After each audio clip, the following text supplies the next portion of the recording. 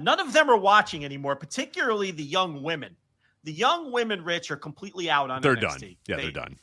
I mean, you've got demo. I don't know if you pay attention, but some weeks you've got demo numbers with women 18 to 34, which are like within the margin of error of 0. Like none of literally, like I'm not doing a bit. Like they just don't watch. They cannot draw young women to that show. Which if you looked on Twitter, you would think that's impossible, right? Which again shows that like Twitter isn't reality, right? Like, cause it seems like all of these youths that love the WWE that occupy Twitter and have largely ruined it for wrestling discourse are just locked into all things WWE, including NXT. But then the ratings tell a very, very different story. I mean, it's almost like 0. Yeah, that what was it? That 2 weeks ago where they had 4,000 women like under 35 years old or something. Some that's ridiculous number that's like that. within the margin of error of right, 0. Right. That's you know, for sure. Yeah, that's that with the way Nielsen is captured and all that is 4,000 people may as well be 0. That is the margin of error for sure. So yeah, it is. It's pretty funny too because the CW is a network. Just hold on. I just got some inside information. I have been told that Erin Quinn is the only woman watching NXT tonight. Congratulations to Erin, yeah. In the entire country. Wow. So there you go. That speaks to our point. So right there, not good numbers for NXT with the ladies. But go ahead. No, I was gonna say the CW. It's interesting too because that's a network that, and I don't know where it's at these days. I know it's kind of changed a lot in the recent years, but that used to be a network that catered to the youths and used to cater to young women in general, but that's why we thought it'd be a great fit. Yeah, but then they started to kind of strip a lot of that away and got a lot of sports, and now they're like this weird network that's like half of the old CW where they play old like superhero miniseries and then also like NASCAR Xfinity races or whatever, and weird college football games. They got into the secondary sports market. That was something they went for. In the last year or so. I don't think it's working very well. And obviously NXT, it's not working very well for that. But I think it was a little bit of a conscious effort to move away from the old CW and move on to being a secondary sports network. And I don't know if that's really working very well for them. Well, it's not working if they're trying to draw the young ladies. That's for sure. No. And what also isn't working is you tearing me away from my NXT on a very big NXT night tonight too. It's homecoming, yeah. And I don't know if you've been following the tweets, but the TNA roster, Joe. They are mad as hell, and they're not going to take it anymore. So what you have is a lot of today. We're watching this as it's going on, so we'll break in with any live updates as they happen. But I don't know if you've been following on Twitter, but everybody that used to work for WWE that now works in TNA, they're mad as hell. Tom Phillips said, "Enough is enough." Hashtag NXT. He's pissed. Face fuck Phillips. Face fuck he's Phillips doing around here. is so upset. Cassie Lee, you remember Cassie Lee?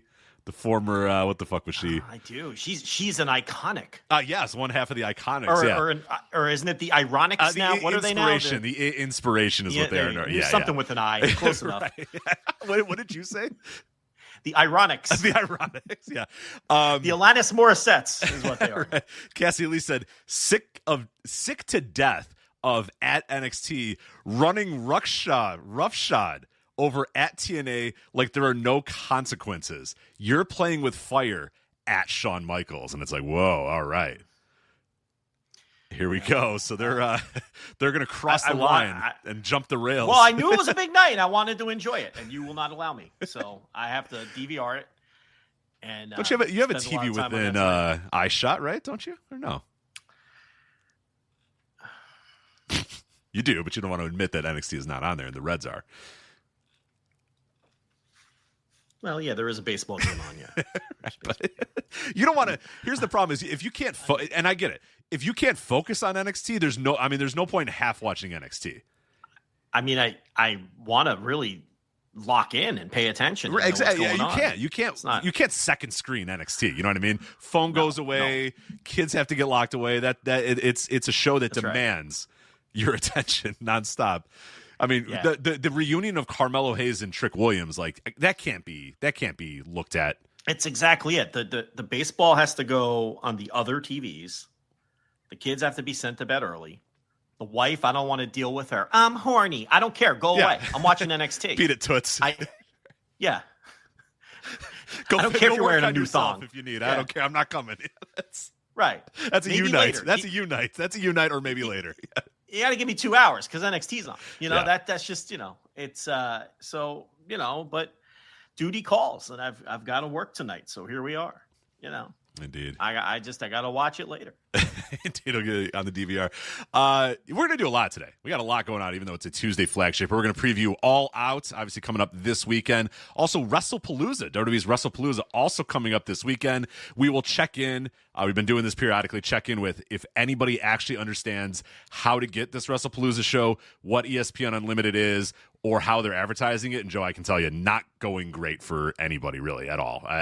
Wrestling pundits, fans, Chris Fowler, Joe Tessitore, nobody seems to quite be able to grasp or explain how the fuck you can actually watch WWE WrestlePalooza. Well, I know how I'll be watching it. I'll be baking a cake on. I'll be watching. I don't know if you saw on the Wrestling Observer Hall of Fame, which I did a primer introduction to the 2025 Wrestling Observer Hall of Fame on Flagship Patreon.com. It's a free post, by the way. So if you want to join for free on the Flagship Patreon.com, you can listen to that show and all the additional Wrestling Observer Hall of Fame audio that we're going to do over the next 2 months will all be on the $5 tier. But Pirata Morgan, he fell off the belt, but they put him back on, Joe. Unrelated to anything we were just talking about, but yeah. I don't know if you saw that, but a pirate-themed wrestler once fell off the ballot, but he's back on now with his trio, so it's pretty cool. Wait, what's happening right now? The Hall of Fame ballot? Well, Joe, you said you were going to bake a cake, and then I decided for an unrelated reason to bring up a pirate-themed wrestler. I'm an idiot. Zandokan Jr. will also be working in CMLL this weekend. John Pierre Lafitte. I'm a big old dummy. Repo Man. I stepped all over your bit. Repo Man. That was me, hand raised. I don't know what I'm thinking over. I'm like, oh, what? Huh? Like, whoa, Los Infernales. That's cool. What happened? Good for them. I might vote for them. You're thinking, hold on a minute. Los Infernales. That's a pretty good team. I got to dig into their drawing record now. I mean, I'm over here. I'm flipping through the Rolodex looking for Matt Farmer's phone number, and I'm taking you in earnest over here.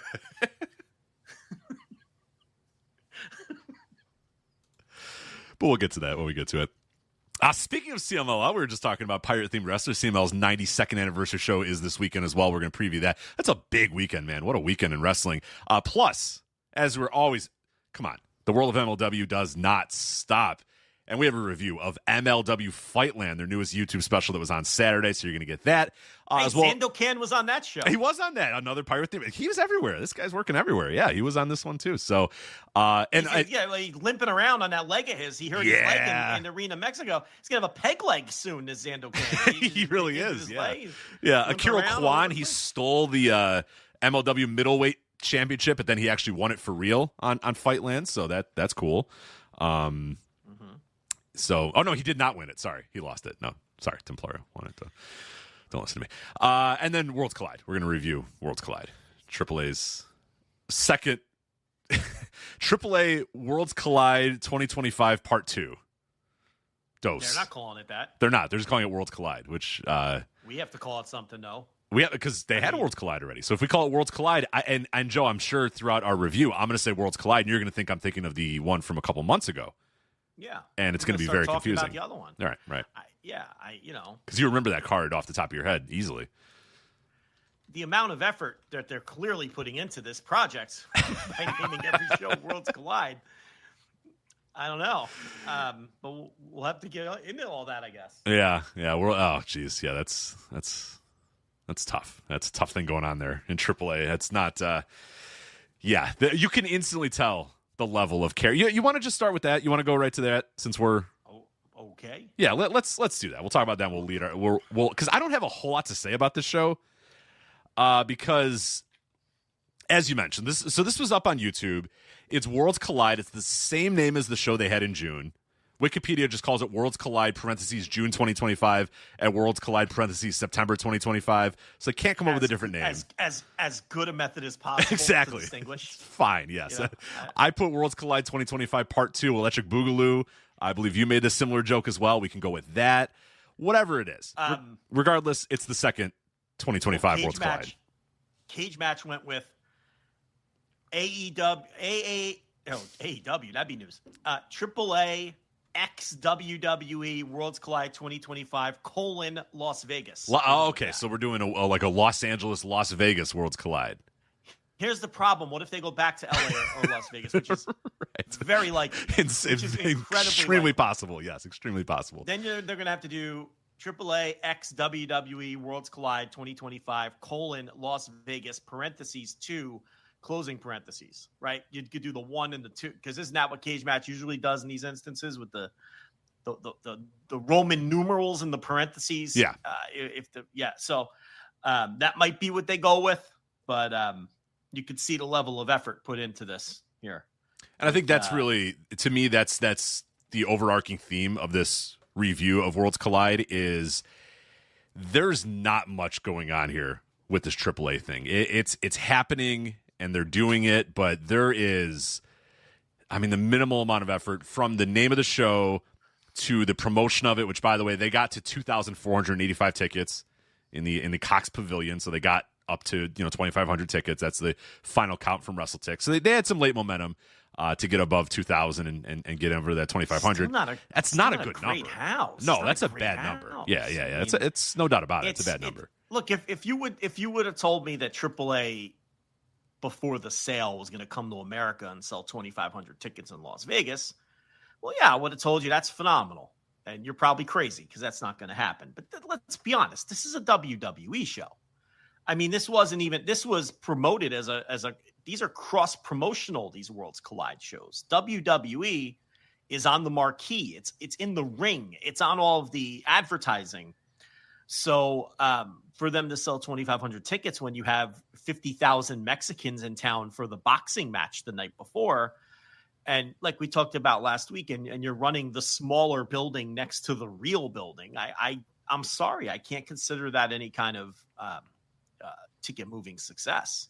I can't. No. And yeah, we talked about it last week. For those that don't know, the Canelo Crawford fight was in Las Vegas, and they sold the hell out of that giant football stadium. So there was a lot of people in town that are aware of combat sports, are obviously aware of the larger TKO conglomerate in some way, shape, or form. And they couldn't get that many.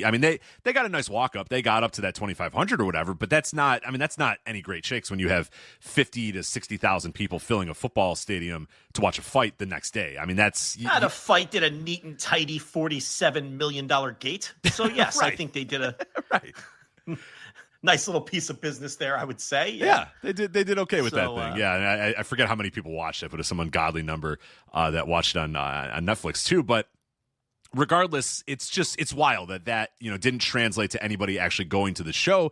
But then you watch the show and it's like it's so very dark. By the way, that crowd, those NXT shows sometimes where they run and it's just like darkness in the background, just black.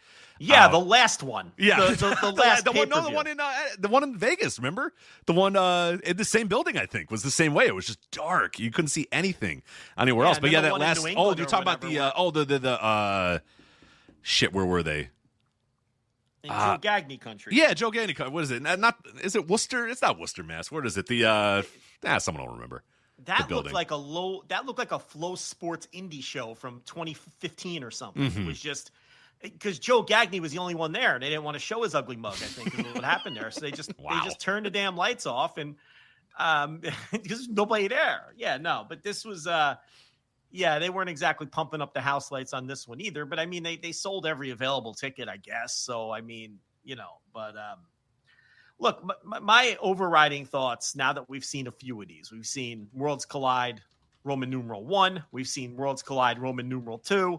We've seen Triple Mania as produced by WWE. Now, I haven't seen any of AAA's TV. Are you locked into AAA's TV? Oh God, no. Yeah, no.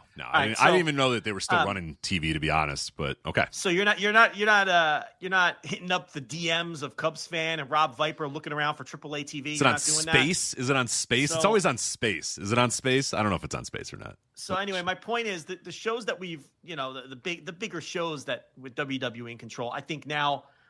Look, it's a very clear pattern. It's kind of like a double-edged sword. On one hand, these shows are undoubtedly better than anything AAA was producing on their own by multitudes. It's not even close, the quality of the shows.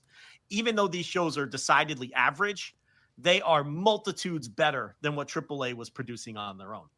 The downside of that, and the obvious rub of that, is that WWE owning this promotion is obviously decidedly very bad for the pro wrestling business. Okay.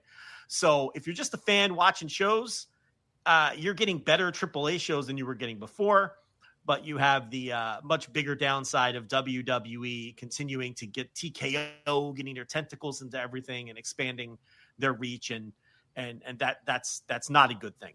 The other negative is, I think even though the shows are quote unquote better than they were before, now that we're a few shows into this thing, these are feeling more and more like boilerplate WWE style shows. Yeah, this one was my least favorite by far. It was boring, and it felt very familiar to me. It felt like I've seen this same show 1,000 times because I have. You know what I mean? Like, yeah, because I have. Because you have. There was not a hint of Lucha Libre on this show. And again, I'm not suggesting that modern AAA was a bastion of traditional Lucha Libre before, but it was very much its own thing and had a distinctive style. That you can't argue with. But there was not a hint of Lucha Libre on this show outside of the 8-man opener, which also coincidentally was by far the best show on the best match on the show. That was the only thing that even resembled Lucha Libre. And really that match was just a spot fest, which is fine. I think all shows should feature one spot fest, especially Lucha Libre shows. And that was it. That was like, sometimes you see an opener on an Arena Mexico show with a bunch of new guys who don't work Arena Mexico all the time, and they're trying to make an impression, and they just go out there and try to kill themselves. That's kind of what the 8-man opener on this show was. And it was really fun. And, it had a lot of good people in it. And there's no reason it shouldn't have been. It was ended up being a great match. Mm-hmm.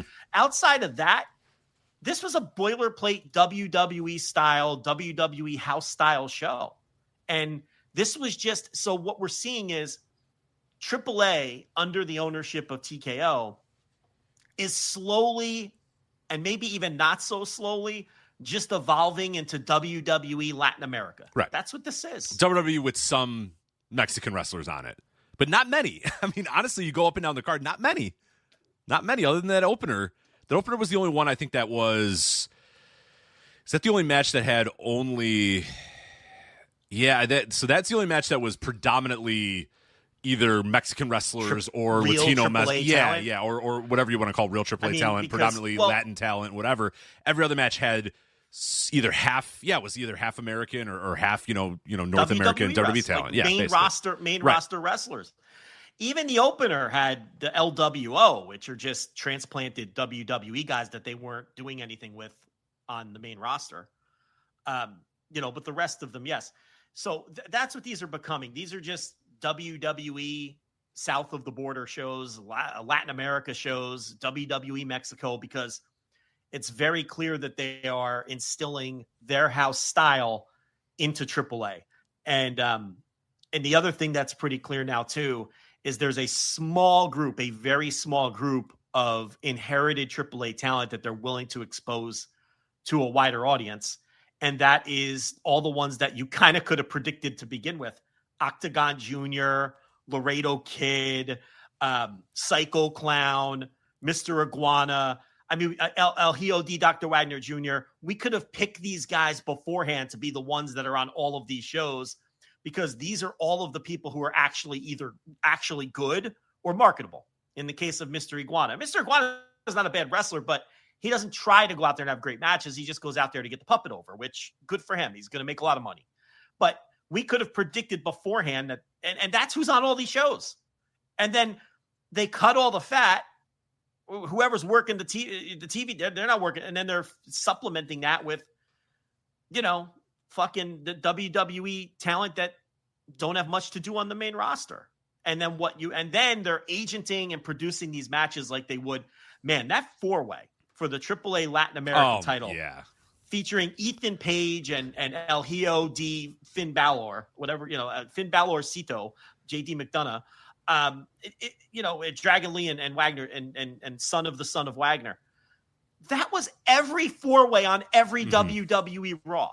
I mean, that's what that was. The layout, the everything. So it's like, I thought the tag match too. The tag match with Grayson Waller and Kofi.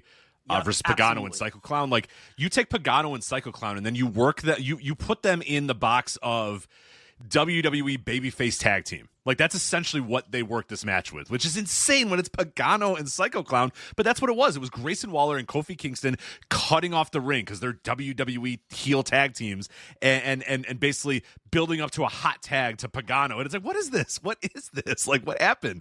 Like, like the personality of everything. And you always qualify this, and I will qualify it again. Yes, the personality of AAA was usually bad. We went on these shows or we reviewed these shows and usually said this was very bad, but at least it felt like something. It felt unique. It had a heartbeat. It was definitely AAA. For better or for worse, it was AAA. It was always worse. Yeah, it was always, but yeah, to qualify, it was almost always worse. It was almost always worse, but at least it had some sort of energy or purpose or just something. This is just generic. It had its own life. It had its own heartbeat. It had its own. Well, it had its own rhythms. It had its own rhythms, and it was off rhythm all the time. The rhythm was, what is this rhythm? Get it back on the beat. What's going on here? But it had a rhythm. This shit is just, I mean, it's house show level stuff, it's basically. WWE. Yeah. It's just WWE with some different faces. It's WWE. This is the homogenization of pro wrestling that TKO, listen, if they ever do get their dirty little mitts into Japan, you're going to get the same thing. Yeah. If they do this with Noah, let's just say Noah, okay? Because they have the existing relationship. If they ever acquire Pro Wrestling Noah and then go over there and do the whole TKO owns Noah thing and then go there and do the same press conference they did here and say, oh, well, this is all about Puro and pro wrestling culture in Japan. And we're just here to oversee and bring it to a global stage and all of those things. Within 3 shows, Pro Wrestling Noah is going to look like Monday Night Raw, the same way that AAA now looks like Monday Night Raw. And that's just the homogenization and the sterilization and that's just what TKO wants to do. They want to take over global pro wrestling and they want every show to look and feel like this. Okay. And in the case of Noah, unlike AAA, it won't necessarily be an improvement in production or professionalism or because Noah is a good professional production owned by a gigantic company that puts a lot of assets behind it. Pro Wrestling Noah doesn't come across like even if the shows are bad, Pro Wrestling Noah never comes across low rent. It doesn't come across cheap. It doesn't come across indie. It doesn't come across any of those types of adjectives you'd want to throw on it the way AAA always did, because AAA was a fucking shit show. Okay. So all you're going to have is different professionally produced homogenized wrestling. That's the same as AAA and the same as Raw and the same as NXT and the same as every WWE pay-per-view and the same as TNA probably eventually. And that is what's bleak. Yeah. That's what's bleak about this, because if they had their way, they would do this everywhere. And a future where most of Major League Wrestling looks and feels like this is not that far off, and it is totally realistic. I mean, because they have the power to do it, and all it takes, and look, wrestling isn't doing well anywhere, particularly in Japan.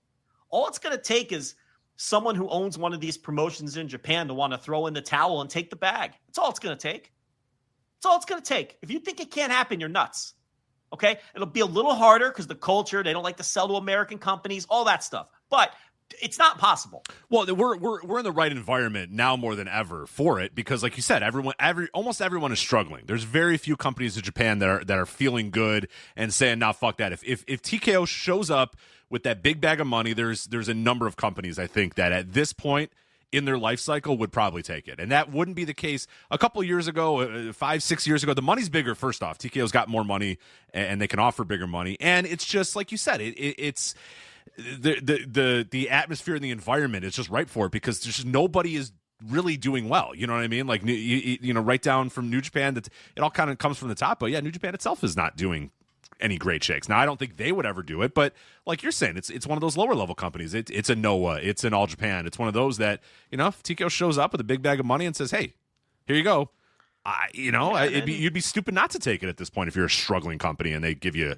a big enough offer. And again, I'm just using Noah as the example because they already kind of have it could be All Japan, it could be anybody. You know, it's and then all of a sudden Hank and Tank are rolling in. Mm-hmm.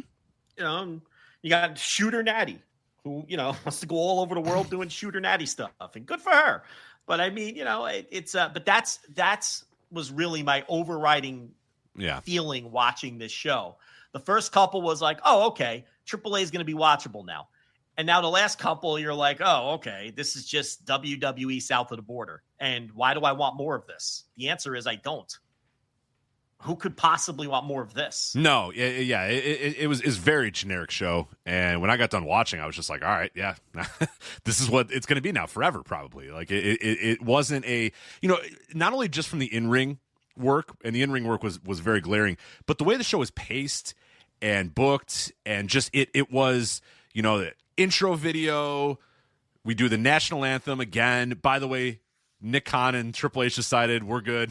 You guys, Sean, you got another sign. Sean, all you, pal, you got it. Yeah. And by the way, they were obviously in town. Of course. Okay. Because the fight was the next night, and they were there. Obviously, Nick Khan, he was locked into the prelims. Did you see that? Yeah. Big fight fan. Yeah. It's locked into that would have been me too. I listen. If I have a ticket, I'm going for the whole event. Okay. Now, I understand he don't have a ticket, but Nick Khan, big fight fan, sitting there in the front row watching prelims. But yeah, they were in town. So, I mean, they don't bother changing the name of these things. Triple H and Nick Khan have already lost interest, so it's like, I don't know. It's very clearly, they're very, very, very careful with the in-house AAA talent that they allow to be on these shows. Yeah. Again, that small, half a dozen or so television presentable, talented people that they're allowing. There's no fear allowing Octagon Jr. on these things because the guy knows what he's doing and he looks professional and he's a good wrestler.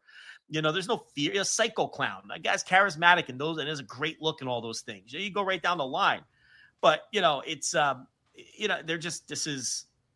they're gonna sell these tapes around and try to get it on TV in the U.S. and cut off AEW at the pass with another provider, or just eat up another slot that could have potentially went to another company, and that's the game. Mm-hmm. And that's their goal here. And they're going to scour the Mexican indies for cheap talent instead of overpaying in their eyes for the good talent that they can get. And thank God that's their look. I think we're all catching a break with that they're not raiding Arena Mexico and cleaning out CMLL the way we thought that they would. I mean, I'm thankful for that. I mean, that's a good thing. So, but I don't know.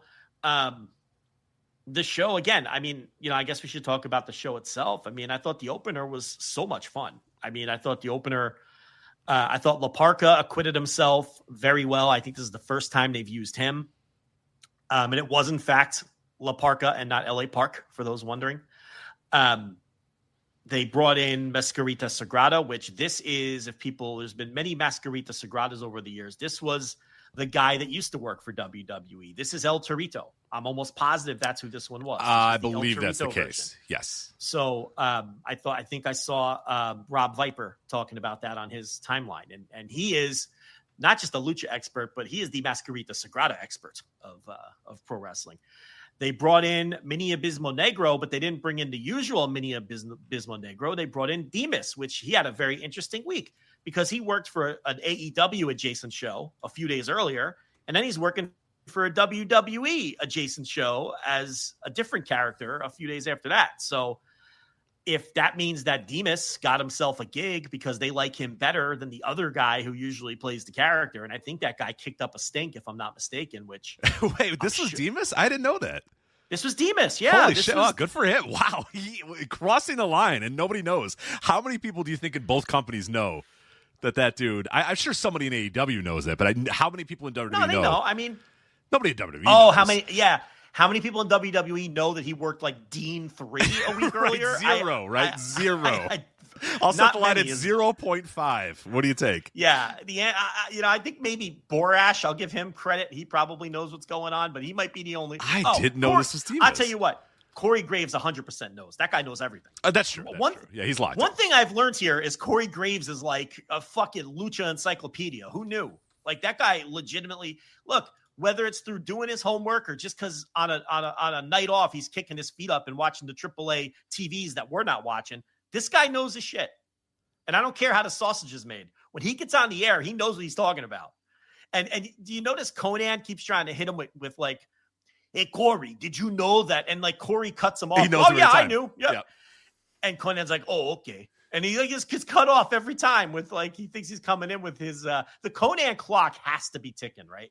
Oh, yeah, because he was just talking over, like they were trying to do their WWE announcer thing, and he would just talk over JBL or just talk over Corey. I think, yeah, at a certain point they're gonna sunset him here pretty quickly, I think, and just do JBL and Corey. And if Corey knows everything, you don't need the expert there anymore, right? You know what I mean? And when Corey said, okay, so early in the show when the minis were in there, he set up Conan. He goes, Conan, tell us about the importance and the history of the minis in AAA. And Conan just was stumbling over his words, like, "Oh well, you know, they came from the mind of our founder Antonio Pena, and you know, they were just a comedy prelim act." Like he's talking like out of kayfabe again, and it's like, dude, this is like show number 4. Like, what are you doing? Like I know he's not a dumb guy. Like it's Conan. He's been in the business for how many years now, and he's still going on these shows and like talking out of kayfabe, and then Corey has to cut him off because Corey gets all uncomfortable with that shit, you know? So I don't know. I think the clock's got to be ticking on Carlos. We'll see. Yeah, because JBL always has to save Conan too, because he's like, Conan, I love it. You know what I mean? Just because he just interrupts him because Conan's on his little like doing his Conan thing or whatever, and you can tell Corey's uncomfortable about it, but JBL doesn't give a fuck. So JBL's just like, that's right, Conan, I love it. This is Lucha Libre. You know, just out of nowhere. No matter what he's saying. No matter what he's saying. Stop him. Just to stop him. So he stops talking. Because Conan's on his like, because Conan's also, he does the thing where he just talks. He just talks and talks and talks and talks and talks. And that's not, a WWE announcer is not supposed to talk. A WWE announcer is supposed to say a soundbite and then stop so the choreographers can go 1, 2, no, kicked out, you know, so, because you got to call every pinfall. But Conan's in like a thing. He's like, yeah, so then what happened was, and then like, they have to cut him off. So at some point, everyone's just going to get sick of it and they're just going to tell Conan to, they're hoping and praying he says something to get him. Where they can get rid of him. Yeah, where he gets like semi-canceled or whatever. And they're like, oh, thank God. Cool. We got to take you off the mics. We're sorry, Conan. We didn't want to do it, but we have to. Because he really doesn't offer anything, to be honest. You know, at the end of the show, Corey at least let him have that. So he's like, hey, let me tell you a little something, Corey. That the frog splash, you know, that's Love Machine. And it's like, it's like the most, everybody knows that. But okay, fine, Conan. Talk about Love Machine. Tell us the frog splash came from Love Machine or whatever. Well, we all know that, but you know, WWE fans. But then the problem was he took too long to do it, so then Corey just cut him off and finished the story.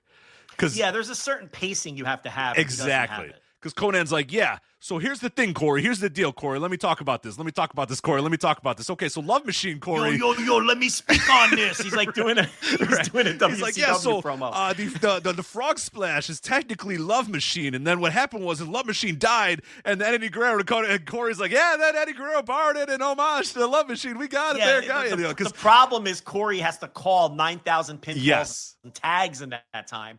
And honestly, I'm sympathetic to Conan in those situations. Of course. Because it's like WWE commentary is a pile of fucking shit.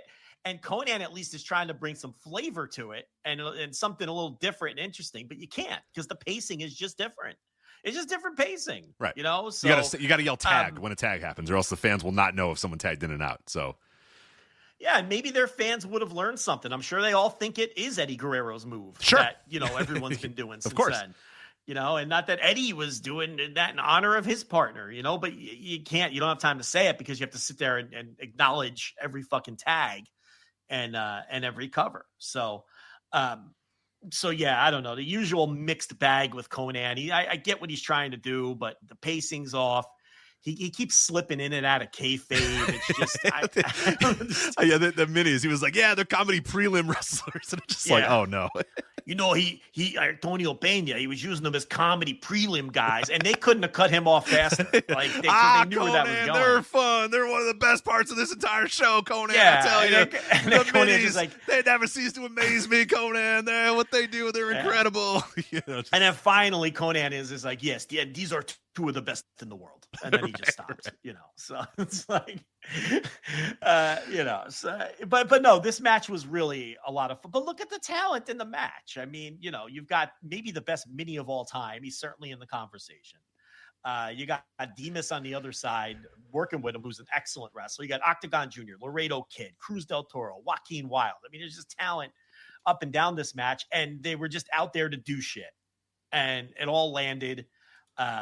Joaquin Wilde did that slingshot move that, if he got to do it more on proper TV, it would probably benefit him a lot. So yeah, those guys just went out there and killed it, but I think you were starting to make a good point earlier. I do worry a little bit about some of these guys like Laredo Kid and Octagon Jr. because, this might become a situation where it just becomes a tidal wave of WWE approved talent that takes over these shows. They're clearly building the thing already around Dominic, and Vikingo's yesterday's news after the result of the main event. And it's like, it could be a situation where it's Psycho Clown, Mr. Iguana, and a bunch of WWE wrestlers. Right. And these other guys. Look at what they did with the women's division already. Not to jump ahead, but Lola Vice has become like one of the two. I mean, she's on every one of these shows, and they're kind of presenting her as a Latin talent, obviously. But of course, we know that she's in the system. She's a WWE system wrestler. So I think you're going to probably see a lot more of that moving forward. Where Laredo Kid and Octagon, I think Octagon's probably okay, but I don't know. A lot of these people, I don't know. I can't really say for some of these talents because a lot of them can be, in their mind can be very easily replaced by, a random NXT wrestler can fill in. I mean, I think they're going to have a certain amount of Mexican talent and Latin talent on every single one of these shows. But I mean, again, this one, if you really look at it, you really do the count of who's, WWE affiliated and in the WWE system and who, came from AAA or came from actual, traditional Lucha Libre. This has to be the lowest of any of these shows. I mean, it very, very minimal outside of this match. I mean, this match accounts for a ton of it. And then elsewhere, it's one or two the rest of the show. Yeah, I mean, they don't even use the other clowns. Where's Dave the Clown? Where's Dave the Clown? Where's Monster Clown? Nowhere. Where's Monster? Monster Clown is nowhere to be found. Nowhere to be found.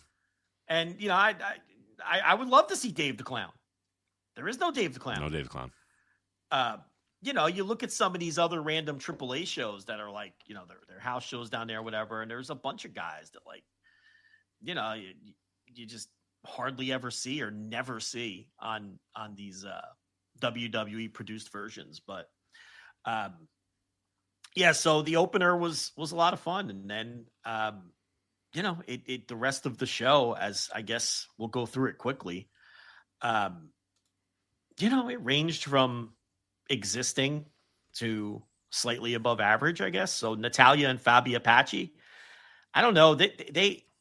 It was tricky following the opener with this because it's such a different style of match, right? And you just like lit the fucking fans on fire with this spot fest. And you got Shooter Natalya in there. Yep. And, an older Fabi Apache. Doing blood sport inspired matches. I mean, so it was fine, but like it was tricky. Maybe you should have had something a little different, position the card a little different, You kind of talked about, listen, let me throw something at you here. When New Day had let me talk on this. Hey Rich, let me talk on this. Let me Hey yo. Hey yo, Critch, let me speak on this. Hold on, let me do my top button like he used to do, and right. My sunglasses. So when New Day had the greatest heel turn of all time, of course. Right? Well, then before the other greatest heel turn of all time, but yes, they did at one point have for a couple months had the greatest heel turn of all time. Yeah, many months ago. If I would have came on this show and said, what I see for them in the future is I see New Day working AAA shows and Grayson Waller taking the falls, you would have thought I went insane. To institutionalize you, yeah. Like, Joe, what the fuck are you? What? AAA? Grayson Waller? What is happening here? That's really what happened. Yeah. Heel New Day is now working AAA shows, and Grayson Waller is now taking the falls. He's chugging a Foster's before the match, and he's getting out there, and he's taking the falls for his as a member of the New Day on AAA shows, losing to Pagano and Psycho Clown. It's insane. What fucking world are we in? I don't know. Like, what is this? You can't write anything off in pro wrestling ever. If this was the direction, right? Of the 4 months ago, you turn. could never have predicted this.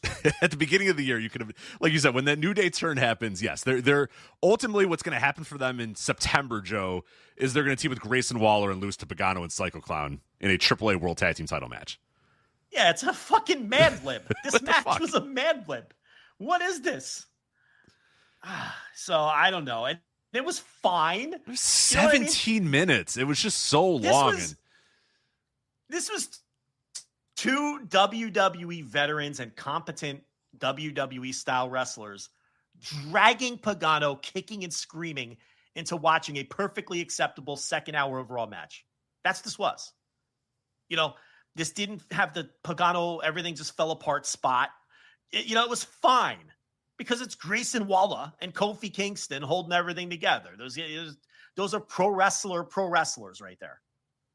But what else do you want me to say about it? No, there really wasn't anything. Yeah, no, it's a very, very generic match, and I think that's what's the most surprising thing is that speaking to our overall point about like taking the whatever the rhythms of AAA, the personality, the character of AAA, some of that was Pagano being Pagano, and there's the good and the bad of being Pagano, and like you said, he was just here in a random match. It was just like a match that could have been on a second hour of Raw. You put it up. You talked about it perfectly. It's a 17-minute multi-commercial break match on the second hour of Raw is essentially what it was. Grayson Waller and Kofi Kingston are heels. They're bad guys, so they cut off the ring and tag in and out, and they build up to a hot tag to the babyfaces, Pagano and Psycho Clown. And then the babyfaces come in, they get the hot tag, they work them over for a little bit, and then eventually the heels, they're dumb and they can't get on the same page, and then they lose, and Pagano and Psycho Clown win. But it's like,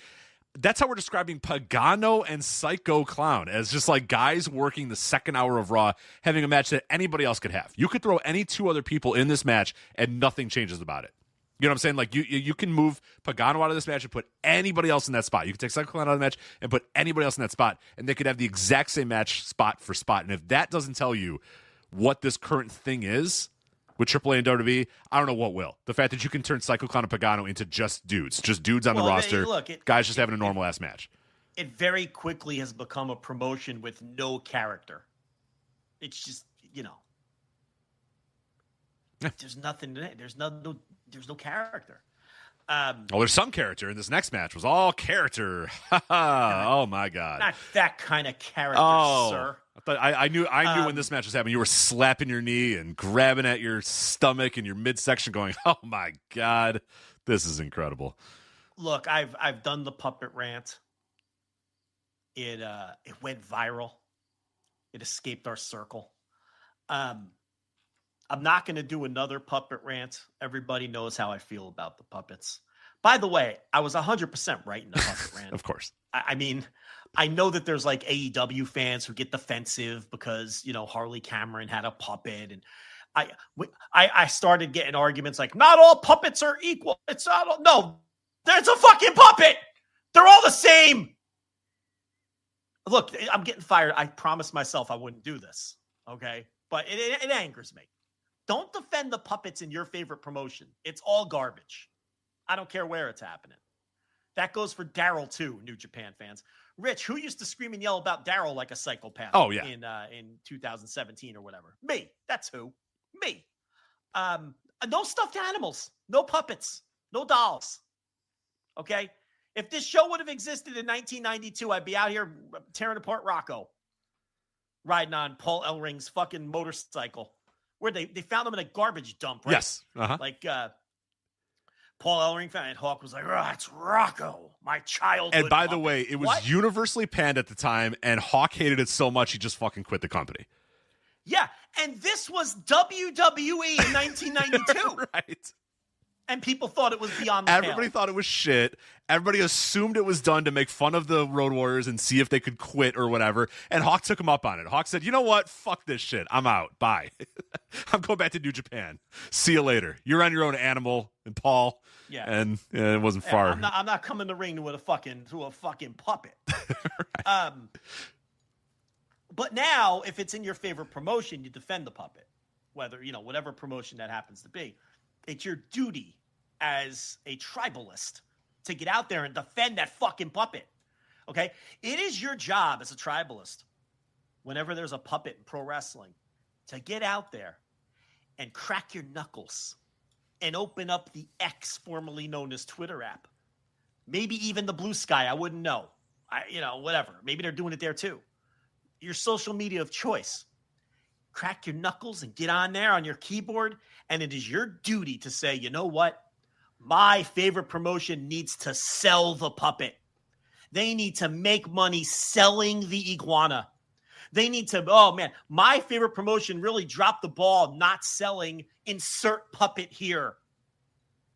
You know why? Because you've all been indoctrinated by the fucking puppets. Not me. Not me. I will never get out there and say, oh man, you know what insert promotion here should do? They need to sell insert the puppet here. No, I want them to just get rid of the fucking puppet. That's what I want. I want pro wrestlers to start behaving like Hawk again and saying, no, I'm not working with a puppet. Right. I quit. I want Mercedes Moné to tell Tony Khan and Harley Cameron, sorry, that don't work for me, brother. I'm not doing a program built around a puppet. But they don't. They want to work with puppets. And the fans will crack their knuckles and get on their Twitter and say, AEW needs to sell the puppet. This is brilliant. What? You're a fan. You're a fan. Can we get back to when fans buried this fucking garbage and didn't accept it and didn't pop for it and didn't like it and didn't say, oh, my favorite promotion should sell this so a line can go up on a graph that Brandon Thurston will publish 3 months from now? No puppets. No fucking puppets. So you know what I did, Rich Craich? You know what I did? I skipped this fucking match. Oh, my God. I will not accept puppets in pro wrestling. I'm just not going to do it. Not in AAA, not in AEW, not in fucking New Japan, nowhere. I can't anymore with the fucking puppets. As soon as I saw a puppet, as soon as I saw Finn Balor's stupid little puppet coming up through the apron. Yep. Okay? And then Finn was like, no, you're going to get hurt. What the fuck are we doing? He's cutting a promo on a puppet. Yes. Telling it it's going to get hurt and it needs to get back under the ring. So to describe what happened. I'm a grown adult man. I'm a grown adult man. I am not watching this. I am a grown adult man. I have back hair. I am not watching this. I drive a Mazda. I can't. I have a mortgage, Rich. I got 2 kids in an elementary school. I cannot watch pro wrestling matches with puppets anymore. I can't devote another second of this life to watching pro wrestling with puppets. I can't. And yes, I judge every single one of you who thinks it's amusing, who thinks it's fun, who enjoys it, who says, it's just pro wrestling, who says lighten up, who says they should go make sure they sell the puppets. No, I judge every one of you. You know why? Because unless you are a child, you are a grown adult human too. And you don't have to accept puppets in your pro wrestling matches. We don't have to live like this. We don't have to live like this. We can take a look around and we can make like Mike Hegstrand and we can X the fuck out of this. We don't have to do it.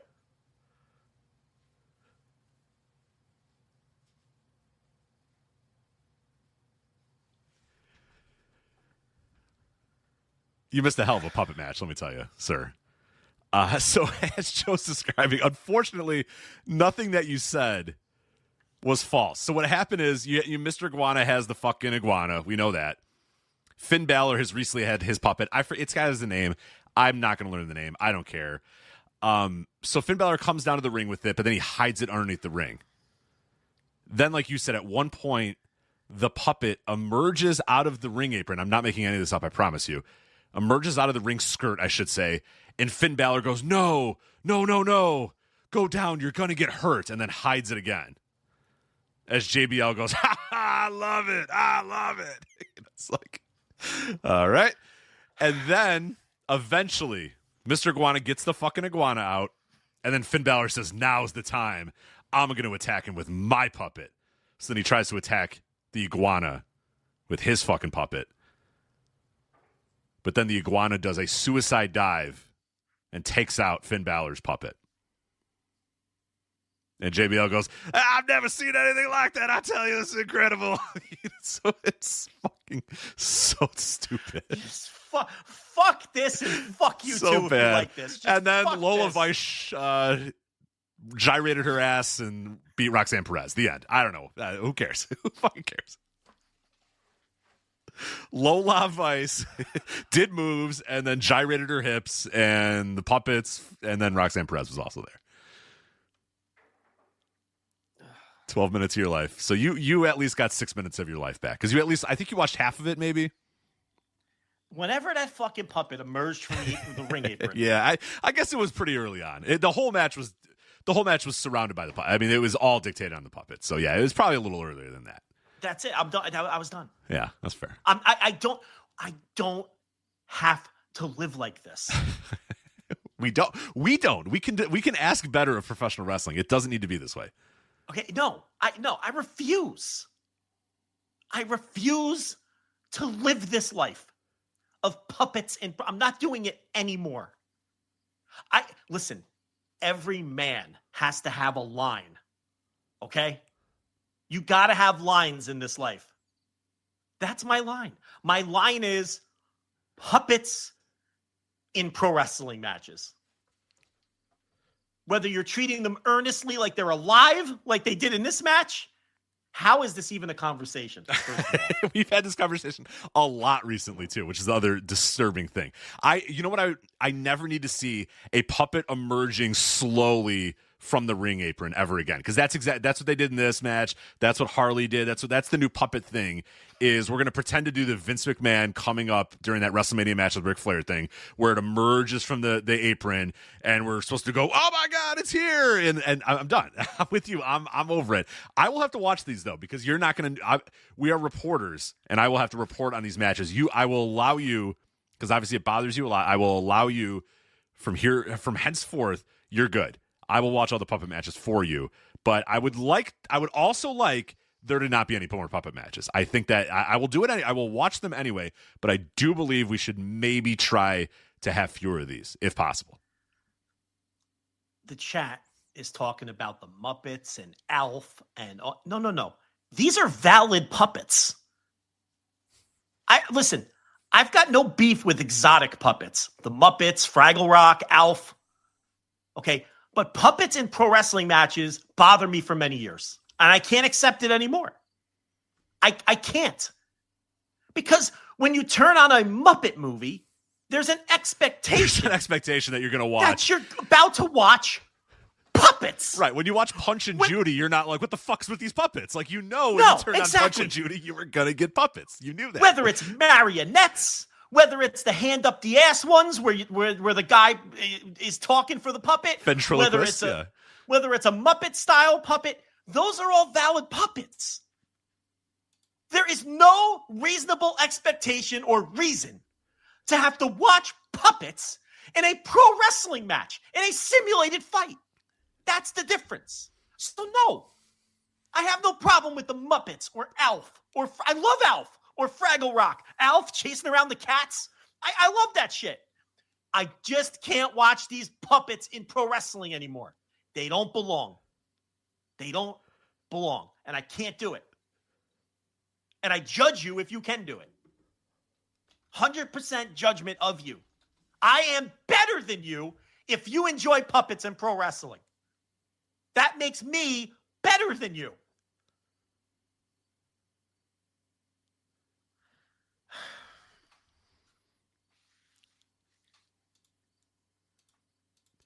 Eric Kroll has a great comment in the chat room. He says that exotic puppets are opening up at Riot Fest this weekend in Chicago. Yeah, I love exotic puppets. They're really good. Their latest EP was really good. I'm with you. So it's pretty good. It's just what the fuck? Yeah. What? Yeah. I got to come on here and talk about puppets? No, Yeah. No more. No more. No more, Butchie. No more. So next was Wagner 3, Dragon Lee, Ethan Page, and JD McDonough. And they had, as you said, this was for the Latin American title, a fatal 4-way, and it was every single turn on NXT this week, and I'm sure there was a fatal 4-way on NXT this week, and this is the exact same match. Despite the fact that it featured Wagner 3 and Dragon Lee, I promise you the exact same match with the exact same layout was on this week's NXT, or last week's NXT, or the week before that, or every NXT PLE ever. You've seen this exact same fatal 4-way match 1,000 times. Just nothing different about it, nothing unique. How do you make Wagner 3 and Dragon Lee just dudes? You know how you put fucking dudes in there with Ethan Page and JD McDonough, just absolute jags in the ring with them. It's just, it was not. And the best part about this whole match was Dragon Lee's trying like hell to bounce around and do all these big spots or whatever, and JBL just breaks into, I tell you guys, I love this JD McDonough. He's something else, I tell you. He's just doing generic baby's first heel stuff, generic chicken shit wrestler stuff. It's just, what is this? I mean, what the triple? I mean, it's the semi-main event. It's got Wagner 3, who does incredible stuff for a guy of his size. The guy was, on top of one of the major companies in Japan, having great matches, can do so much. Dragon Lee is goddamn one of the most talented guys, one of the most talented wrestlers of this generation. Ethan Page was also there, and it's just like, this is just nothing. It's just nothing. It's just a nothing happening match that you watched and you'll never remember a single thing from ever. I don't remember a single thing about it now, and I watched it earlier today. Just guys coming in and breaking up pinfalls for 10 minutes. Cool. Great. Yeah, I thought the work was really good, but it's a WWE 4-way, and it had Ethan Page and JD McDonough. I mean, what am I supposed to do with that? I don't want to watch those two guys wrestle ever. No. Why do I ever? Why is there so much Ethan Page? You know what I want? I want less puppets and less Ethan Page. Why is Ethan Page on my TV all the time? I don't want any more Ethan Page. I have enough Ethan Page. I'm good. Yeah, I don't want less Ethan Page. I want no Ethan Page that ever would again. Be even better. But I feel like that's asking a lot, because right now I have a lot of Ethan Page. There's so much Ethan Page. But I think asking for no Ethan Page is a lot. That's 100 to 0. You know what I mean? Honestly, I think it's a fair request. I agree. I don't disagree. I just think if we have to ease into no Ethan Page, that's fine. But we got to just we have to figure out a way to get less Ethan Page, because there's way too much. All right, listen. If they want to put him on the CW, where the people wearing their life alerts are going to enjoy him every Tuesday from 8 to 10, fine. Can we avoid ego on AAA shows? Why does he have to be on AAA shows? Why do I have to hear that theme music? Why do I have to hear that theme hit on AAA? Ego. Boom, boom, boom, boom, boom. Ego. Why? Why does AAA have to have that?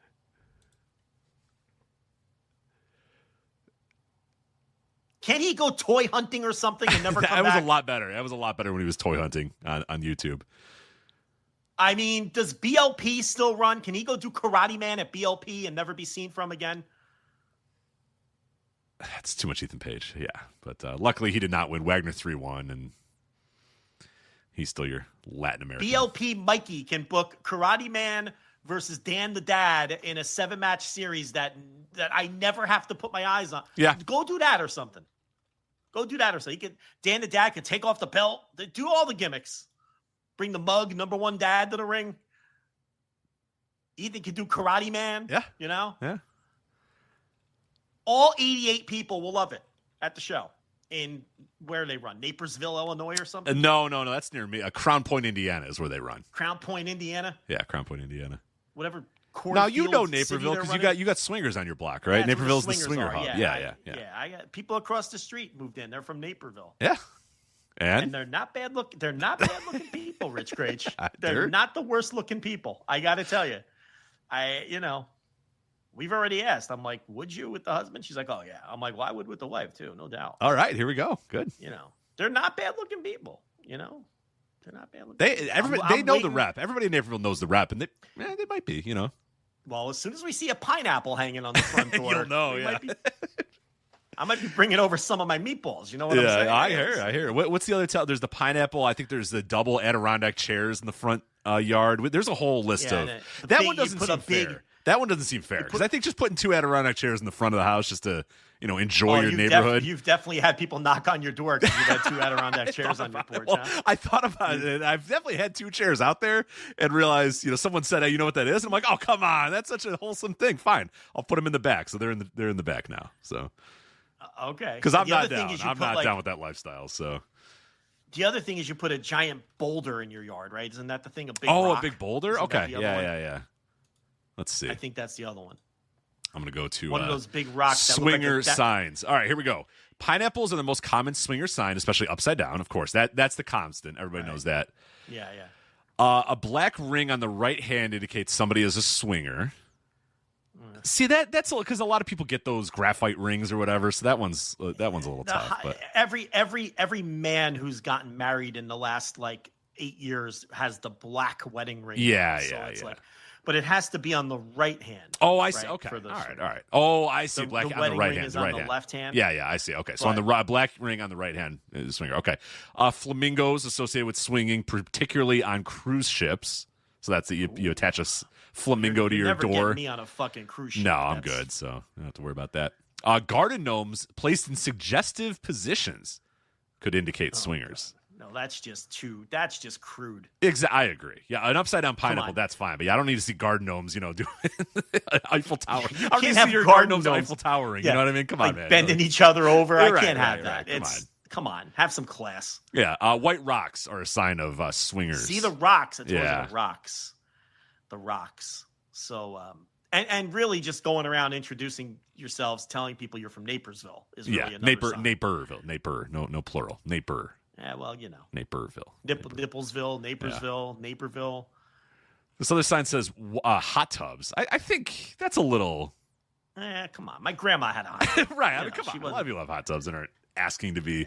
loofah strapped to a car. That one's interesting. That's newer code. Exclusive to Florida retirement communities. A loofah. I don't know if you... Hold on a second. Exclusive to Florida retirement communities? That's what this article says. Maybe I need to second guess my grandma's hot tub if that's the case. Thinking about her loofahs, aren't you? You're like, wait a minute. When I was about 8 years old, I saw my grandma come out of the shower. Oh boy. This woman had a bush past her belly button. It was burned into my fucking brain. I need to hear that. Thank you for telling me that. Yeah. It was pure white. Why would you share Santa's that? beard. It was because if I had to see it, you got to hear about it. Grandma Lanza, Ernestine Lanza. That's a good name. That needs to come back. Ernestine. That's a good one. No, it doesn't. No one needs to. Ernestine? I like Ernestines. No, she was probably the last woman named Ernestine on purpose in the United States. I mean, come on, Ernestine. Nobody needs that name. You can call her Ernie. Yeah, that's what her friends called her, Ernie. And I'm like, it always reminded me of Sesame Street. Yeah. It was like, I don't know. I thought it was a terrible name. And her best friend, who was also her name was Gertie. So you had Ernie and Gertie running around. Gertie, yeah. See, they did it right. Playing in the local senior bowling leagues and apparently hanging out in hot tubs with lonely old men. I guess I don't know. Now that I have this information, so it's like Florida retirement communities. Did you put a loofah on your? You attach a loofah to your car. Yeah, you attach a loofah to your car on your mirror. Yeah. Like really trashy guys would do with their girlfriend's panties when they were like 19, correct. Right? Yeah. Everyone has that one friend where you get in his car and he's got like panties on his mirror. You're like, what's this? Yeah, fucked my girlfriend last night. I'm like, this is awful. Yeah, nobody needs this. I need your girlfriend's fucking panties staring at me when I'm sitting in the back. This is obscene. But they put loofahs. They put loofahs on their fucking. Yeah. I don't even. Jeez, what the hell's going on in these retirement communities? I don't know. It's a lot of fucking. That's STD Central. Those retirement communities, big time STD Central there. Now I guess I know. But at that point, what does it fucking matter? Yeah, exactly. They're like, who cares? Sure, I got syphilis. Great. Ernestine's like, I've had to clap 4 times. I'm not right. scared. What's another one? What's one more? Add one more to the list. Who fucking cares? Yeah. This HIV won't evolve into AIDS until I'm long gone. Right. So I'm all about it, is what they're saying. Yeah. It's like I'm 83. I mean, we can all hope. We can all hope to still be banging as much and as frequently as possible in our 80s. That'd be incredible. That'd be good. Yeah, I used to think that too, but then you're also banging someone that's in their 80s. You got to think about that. Yeah, but it changes as you get older. I mean, it's true. You're always attracted to the same age. Like, I doubt when you were 20, you thought about banging a 35-year-old, right? But maybe 35. But yeah, I get your point because right. like 40, no. Like you'd hear a 40, you'd be like, ew, 40, what? She may as well be 1,000. But like now you see 40-year-olds sometimes, you're like, oh shit, look at this one. Well, that's like I tell you, like there's that park across the street from me, and there's always like kids softball games going on or whatever. And I see these moms, and I'm always with the nurse. I'm like, mom's hot as fuck. And she's like, yeah, she's like literally your age. You just don't like you're just here walking a dog. You're not here with a child. And I'm like, oh, yeah, I guess you're right. The woman is probably just 38 years old. And I'm just like, but I'm like, man, these moms are getting real hot these days. She's like, no, you're just their age. And I'm like, oh, I guess that's true. But moms, I think they're getting hotter, but that's all right. It's a little bit A, a little bit of B. But yeah, it's just like I'm seeing that. I'm like, never in my life would I have ever seen like a parent at a softball game like, oh, she's hot as hell. But I'm like, well, yeah, now of course I would because they're just my age. Yeah. So you're right about that. Yeah. Like every teacher my kids get, I'm like, my God, these teachers are fucking dimes. What's going on with it? They're all. And then like when I was a kid and I was throughout all my school, every one of my teachers just smelled like old people hair. Every one of them. They were all like grannies. I will say that is the thing, though. I grew up and I had pretty much all my teachers looked like and felt like and sounded like they were in their 70s. I don't know if kids get 70-year-old teachers anymore. I think they're all getting like these new grads. Yeah, it's crazy. Like there's no more old teachers. Like even the ones when I pick them up from school, the ones that are out there helping them into the cars, because these kids are dopey. They don't know how to get into a car by themselves. You got to do the car line, and everyone's got to get wheeled into their car and put in the actual car. What happened? You got to get in the teacher has the walkie-talkie. They got to call out what kid that you're there for, and then you're in the line, and then your kid comes out and goes to a special designated cone. It's this whole fucking thing. What happened? So, what happened to the game I love? I just walked home. I was just like, go home, get out of here. What happened to just waiting on the side of the road next to the curb and just holding down the horn until your kid sees you, right? That's how my parents picked me up. Yeah. Yeah, pre-cell phones, it was just like, I'll be here at this time and just wait for me. And then, you're looking down and talking with your friends or whatever, and all of a sudden you hear, that's my mom. I gotta go. Yeah, And my mother's hanging out the window.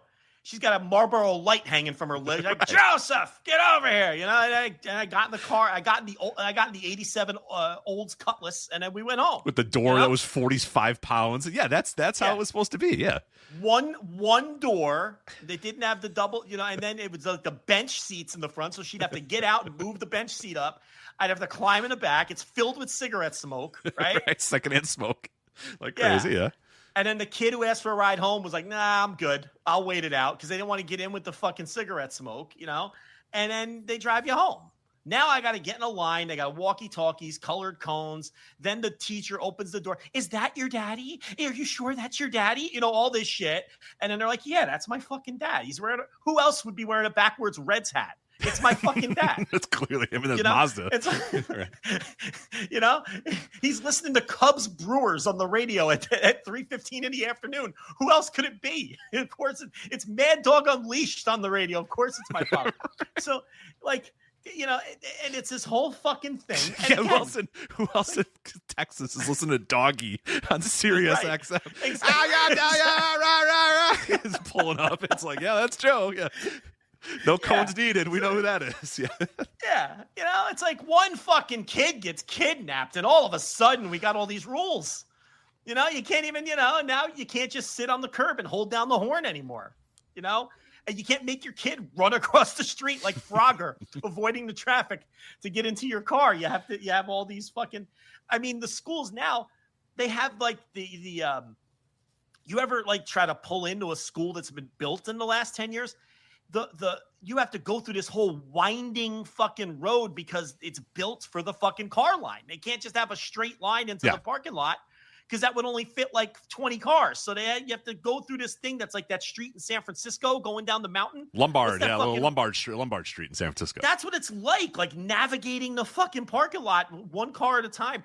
And then there's the whole thing like it's two lanes, but then it eventually merges into one, and that's a fucking disaster because people don't follow the rules. Like it's one car from the left side, then a car from the right merge side. People learn about it. But you always get some fucking hot shot that thinks that they don't have to follow the rules and they can ignore the zipper like you're talking about and get in front of you. And then you know what I do? I'm all I'm like, I do the exaggerated hand gestures. I'm like, by all means, sir, get in front of me. You are more important than me. Go ahead. Yeah.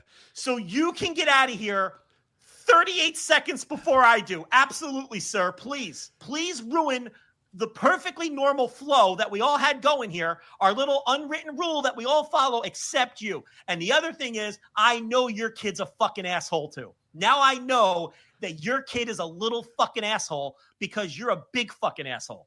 That's what I'm mouthing and while I'm doing my hand gestures. While I'm listening to Mad Dog screaming about some NFL head coach who didn't use his timeouts properly. That's what I'm doing every afternoon at 3:15.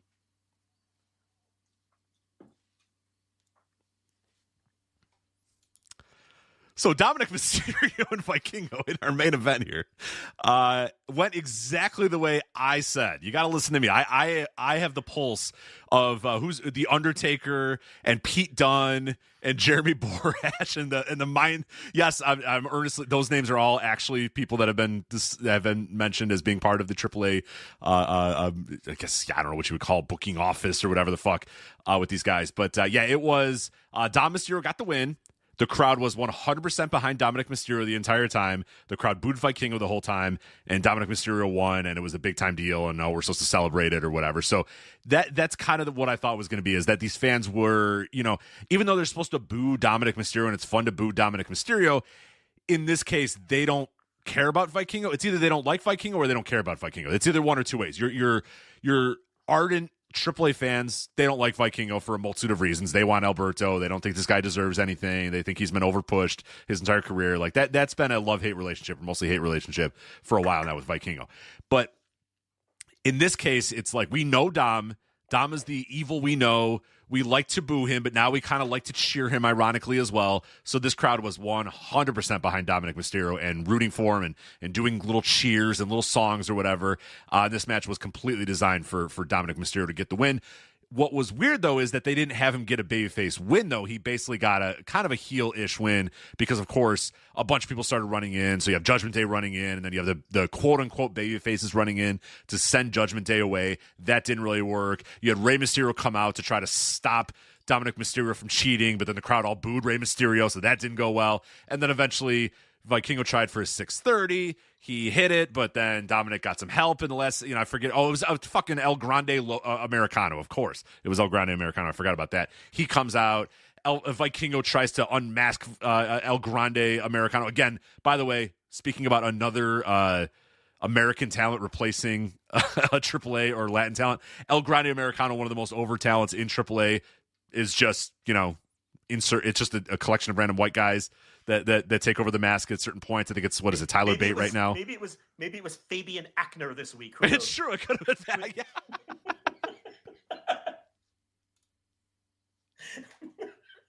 Could have been. Who could say? Who can really say? I think it was what's his face this time, because sometimes it's been Tyler Bate, but it was it's what's his fucking face now. I only know him as Axel Dieter Jr., and I know he hasn't been Axel. Ludwig Kaiser. Yes, I know him as Axel Dieter Jr., which he has not wrestled as since 2019, but that's still.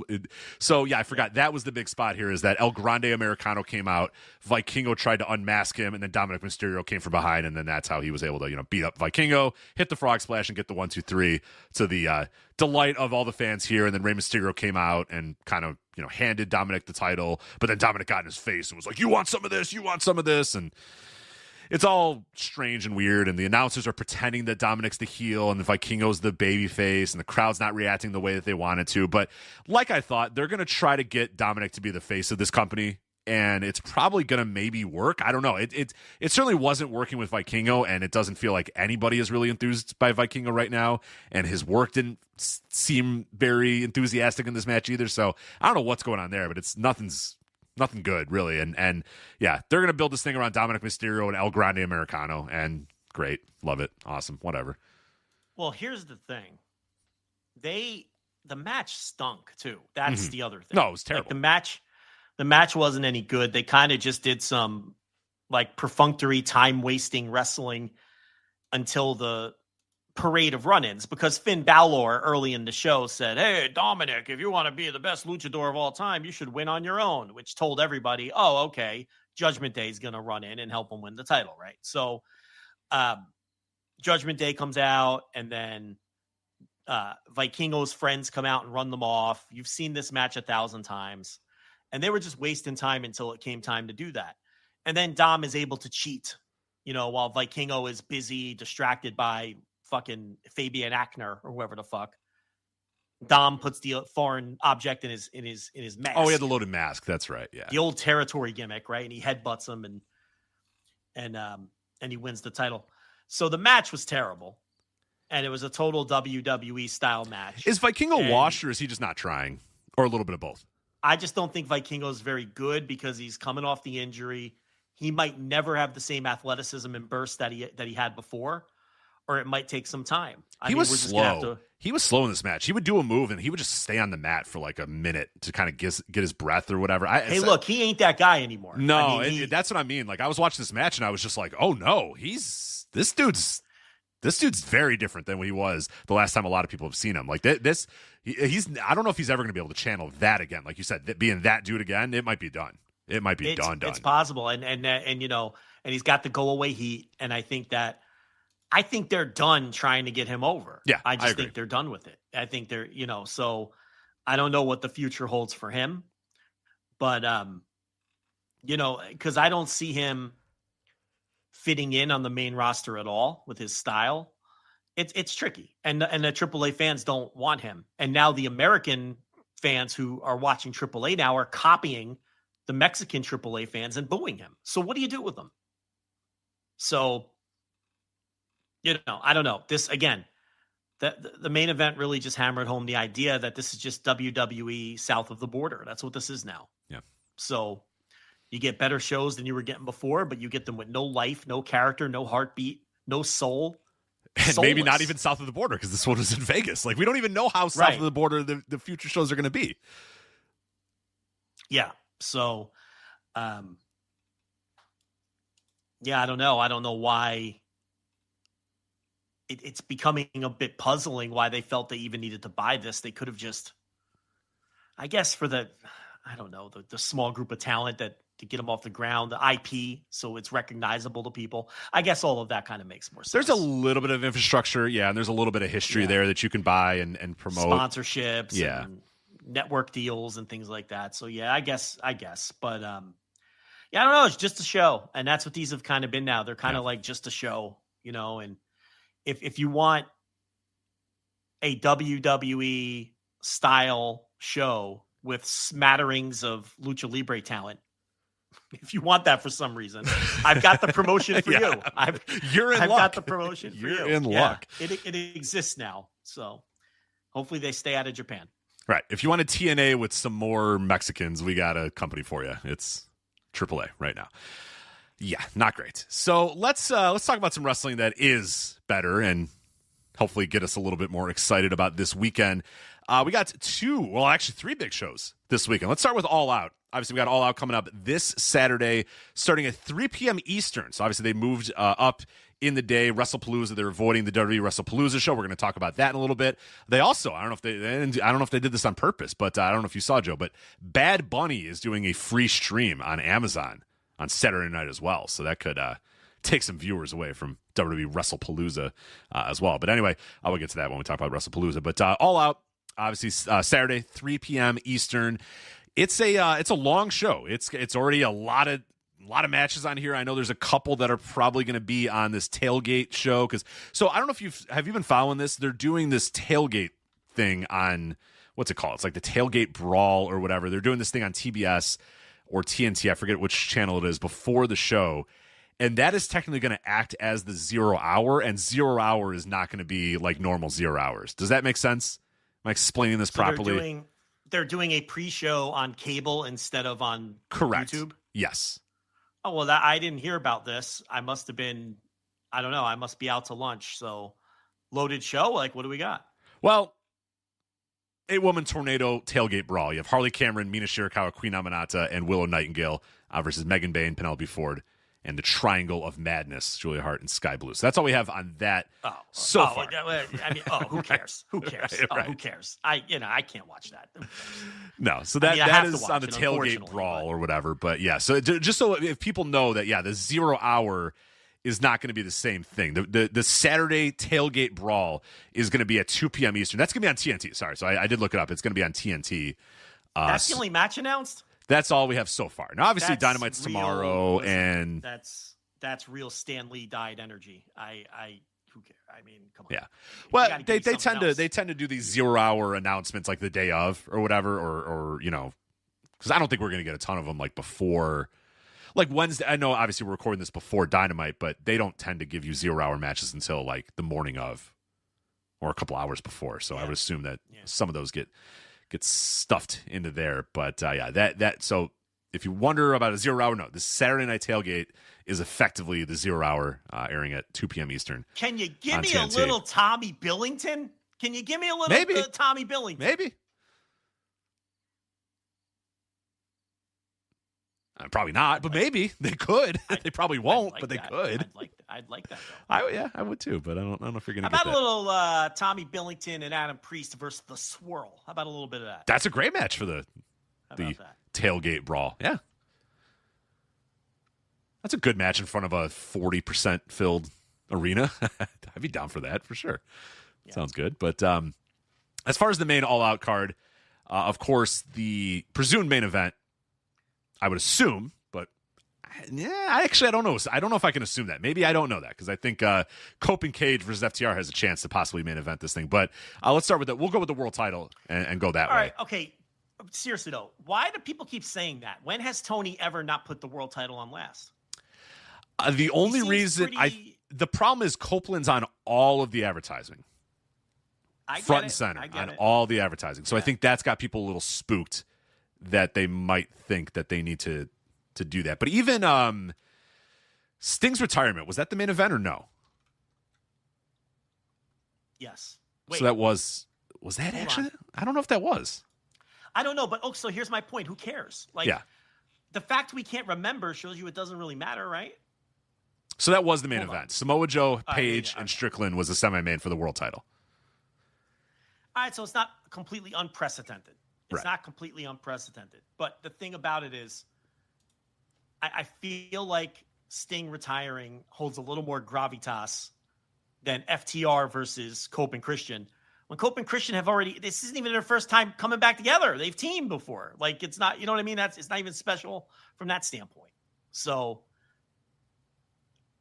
I think he's going to headline with Hangman and Fletcher. I would tend to agree as well. So let's go with that as the assumption. So here we go. Hangman Page defending the AEW World Title against Kyle Fletcher. The Don Callis family is banned, Joe, banned from ringside. They are not going to appear at ringside because they are banned from appearing at ringside. So news broke that this originally was meant to be Hangman versus the Wardlaw. Well, sometimes you get happy little accidents. I would not have been into that match at all. I'm out on the Wardlaw.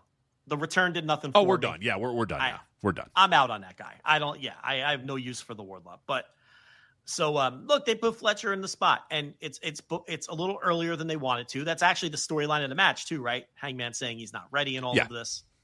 So Hangman's obviously going to retain. They're not going to put the title on Kyle Fletcher because, well, he's not ready.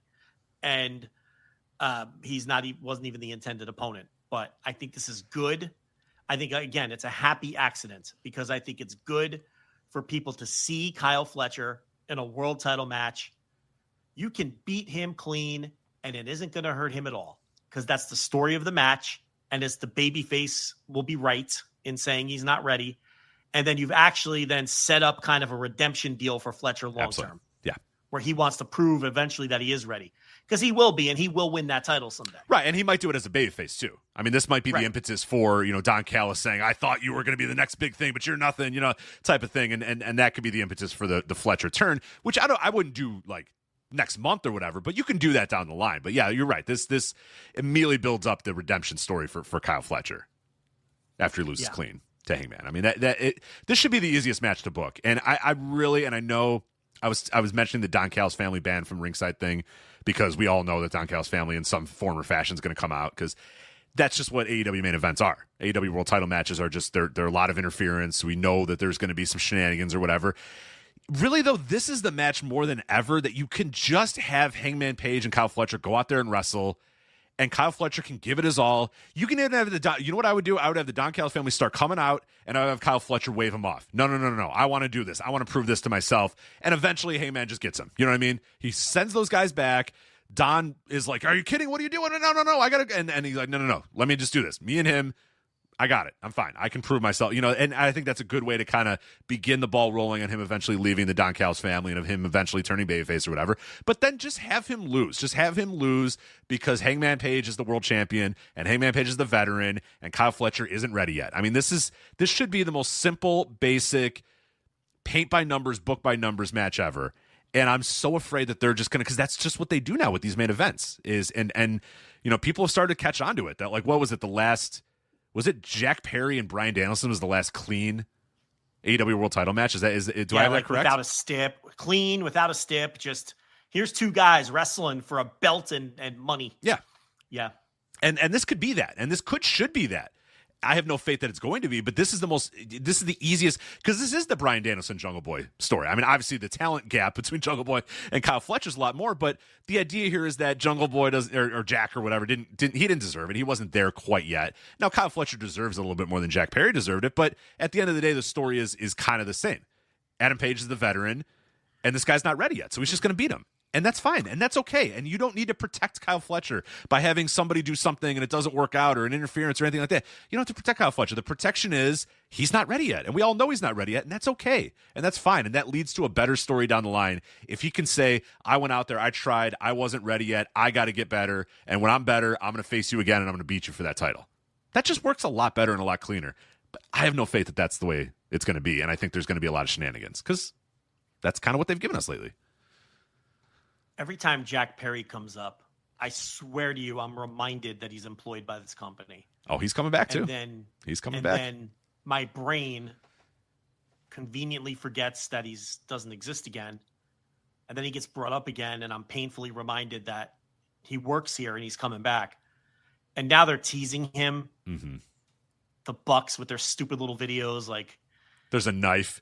Here's the knife. I'm stabbing in the back again. It's like, who is asking for Jungle Jack Perry to come back? Nobody. Well, I don't know if it's nobody, because there's these sicko AEW fans who will probably be into that. But I can't think of many things I want less in pro wrestling than a storyline with the Young Bucks and Jack Perry. The Wardlaw.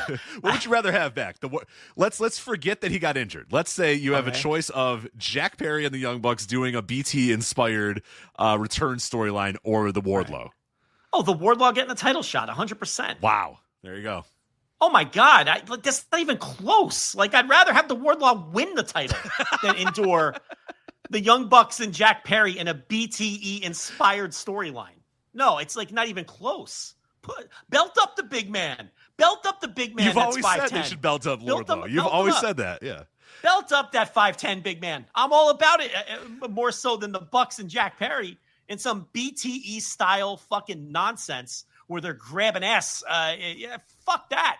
I am so in fear of that, and I'm hoping it's just contained to whatever the Bucks are doing with their silly little videos that doesn't get to TV. I'm hoping, but I mean, there's no chance. There's zero chance, but you go. There's zero chance. Hope is good to have, but it's coming. God, Jack Perry. We're going to be doing Jack. No, I'm the same way. Like, somebody mentions him and I'm like, right. Yeah. He can come back. Why though? Has anybody missed Jack Perry? In the time he's been gone. Still all bitter because Punk put him in a front face lock. We still have to do this. Right. We still have to do this. We have to torture ourselves with boring Jack Perry. It's like, dude, I was on your side. Punk was a dick, and he shouldn't have fucking put you in a front face lock. But this is 10 times more irritating. This Jack Perry shit. I just have less than zero interest in anything that Jack Perry could ever possibly do in pro wrestling. He should Didn't he inherit a lot of money? Like, can he hit the lottery? Like, can this guy just leave?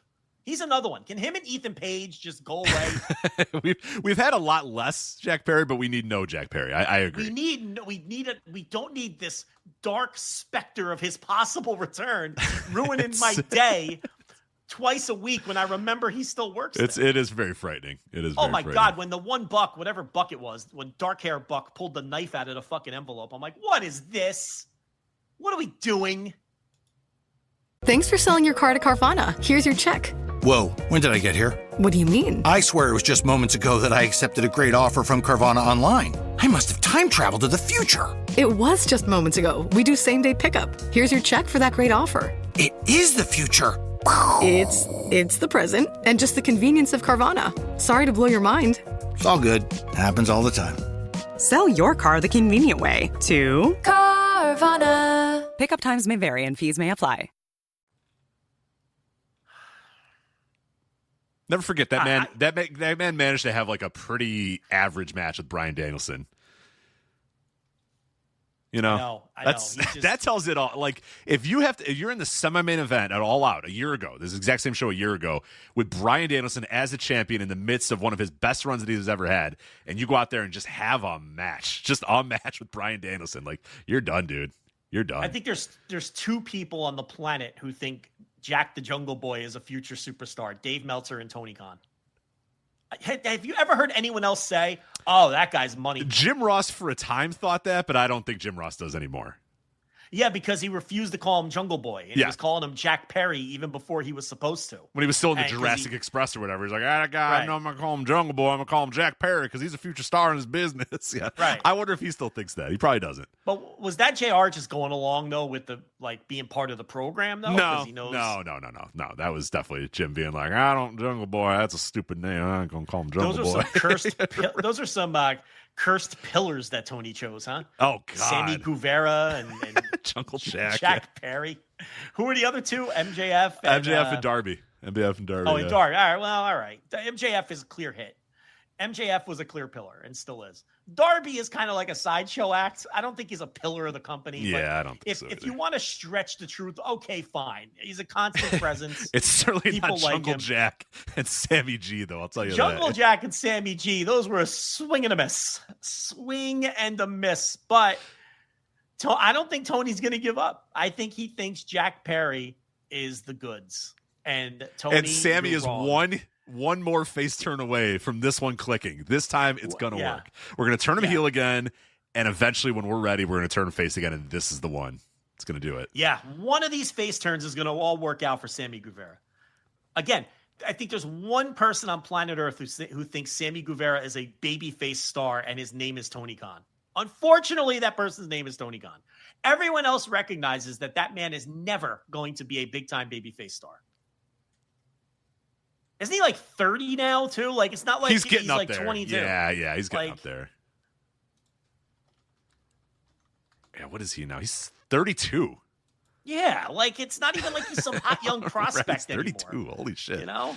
He drives a Mazda. He's got hair on his back. He does. He doesn't, you know. He's got a kid. He's got a kid. He's got hair on his back. He's got a kid. Everything. He's got a wife. He's got a mortgage. You know, he's yeah. Yes, exactly. He's in the car line getting mad because he's getting cut off. He's got it all now. I don't think he's listening to Mad Dog, though. Maybe, but probably not. I don't think he's listening to Mad Dog. But that man is an ROH tag team champion. Yes, he is. Smirching him. Mm-hmm. But, yeah, Heyman's winning that match, so almost no doubt about that. Then there's the Adam Copeland, Christian Cage versus FTR match. So now this, and I know you've talked about this on your audio during the Thursday Dynamite reviews, available exclusively at flagshippatreon.com, by the way. $5 tier, flagshippatreon.com for your weekly Dynamite reviews. You've been talking about how this story has been very good so far, and I would agree with you. And you know through gritted teeth how hard it is for me to say that an Adam Copeland story has been okay, or dare I say good. But I have no complaints. Now, a lot of that is Christian and FTR, who are fucking phenomenal at everything they do. And FTR is like my favorite act in the entire company right now. And Christian, he understands the tenor of this company, and he understands the tenor of his character perfectly. And I've loved that this is an unholy alliance, that they don't quite see eye to eye.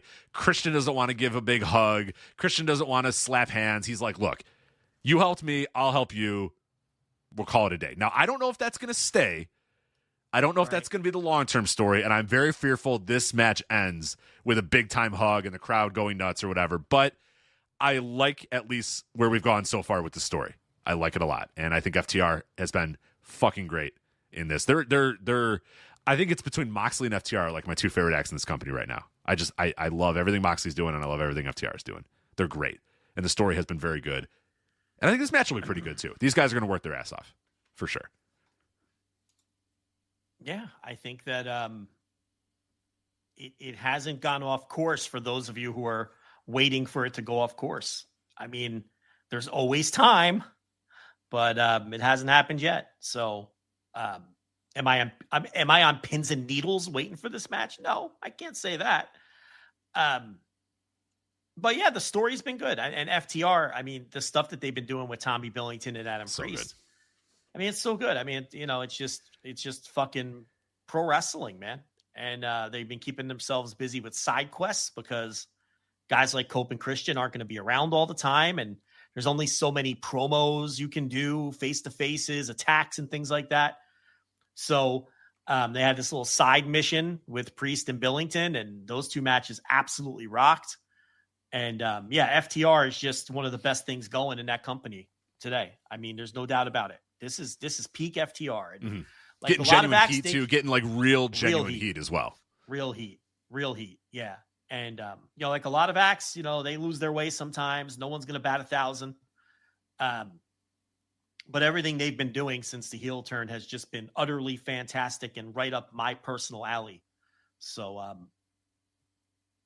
it's a match that we all could have been dreading right now, but I think that it's all come together just fine. It has. Yeah, it really has. All right, so we'll move on to a couple of the other matches. Now, we're obviously doing this on Tuesday, the 16th, so we don't have everything locked in just yet because a few of the matches are going to change. There's some qualifiers and some other different things that are going to happen on a 3-hour Dynamite this week, a 3-hour September to Remember Dynamite. I love them doing September to Remember after they leave the ECW arena. It's like, what? You were just in the arena for 3 weeks, and now you do September to Remember. Now you're doing yeah. The minute you leave the arena. Okay, well, whatever. TBS title, Mercedes Moné versus Riho. I am nervous about this match because Riho has not looked very good at all. Looks very rusty. Betting against a Moné match in this recent run that she's had is I wouldn't advise that because everything she's been perfect, like incredible, for a long time now. But if anyone's going to end this streak, I feel like Riho has a real chance to do it because she has just been very uneven and everything we've seen of her so far has not been very impressive in her comeback. So we'll see if she has to step up to the plate, but it's really hard to have a bad match with Moné these days. So I'm still cautiously optimistic about this match just because Moné has been so great for a while now. Yeah, it's no secret that I am not a fan of Riho and never was. So I can't sit here and tell you I'm looking forward to this, even with Mercedes involved. I'd be very surprised if they take the title off her here. Oh, no. But, the question is... I think she's kind of close, not to interrupt. I think she's kind of close to setting a record for like the longest title reign or something like that. So I forget. I saw some note about that where she's really close to it. So I imagine she's, yeah. Yeah. So, I mean, it's even when people are like, oh, Riho had a really great match, I'm always like, ugh, no, she didn't. So I don't know. I just don't get Riho. Well, everybody's down. Everyone's been down on her since her return. Like she did not look good in that tag match. And I think, yeah. You're usually the low man on Riho, but I think everyone's just like, that's kind of rough. Like she doesn't look like she looks real rusty right now. So. Yeah, I don't know. She's just the antithesis of everything I want in pro wrestling. There's puppets, and then there's Riho. Like it's like this one step above. So, I'm hopeful, but definitely not looking forward to it. No, I'm there with you. Jon Moxley versus Darby Allin in a coffin match. Normally, I would roll my eyes very hard at this kind of stipulation. It's Darby Allin. He's a fucking weirdo. He's been putting people in body bags. Moxley, the presence of Moxley and the presence of Darby tells me that the match is going to be cool. Oh, it's going to be great. They're going to do really stupid shit to each other. And, this is not going to be The Undertaker getting stuffed in the coffin by the head shrinkers and Tenryu and 45 other guys, and then John Moxley's spirit rising up through the roof of the building. So I'm looking forward to this because it's just an excuse to have these two guys in a plunder match. And one of them is going to get stuffed in a coffin because it's pro wrestling, and that's what you do in pro wrestling. You stuff guys in coffins. So, and that, by the way, predates The Undertaker. I remember Mad Dog Vachon building a coffin on AWA TV. And, so whatever. It should be a lot of fun.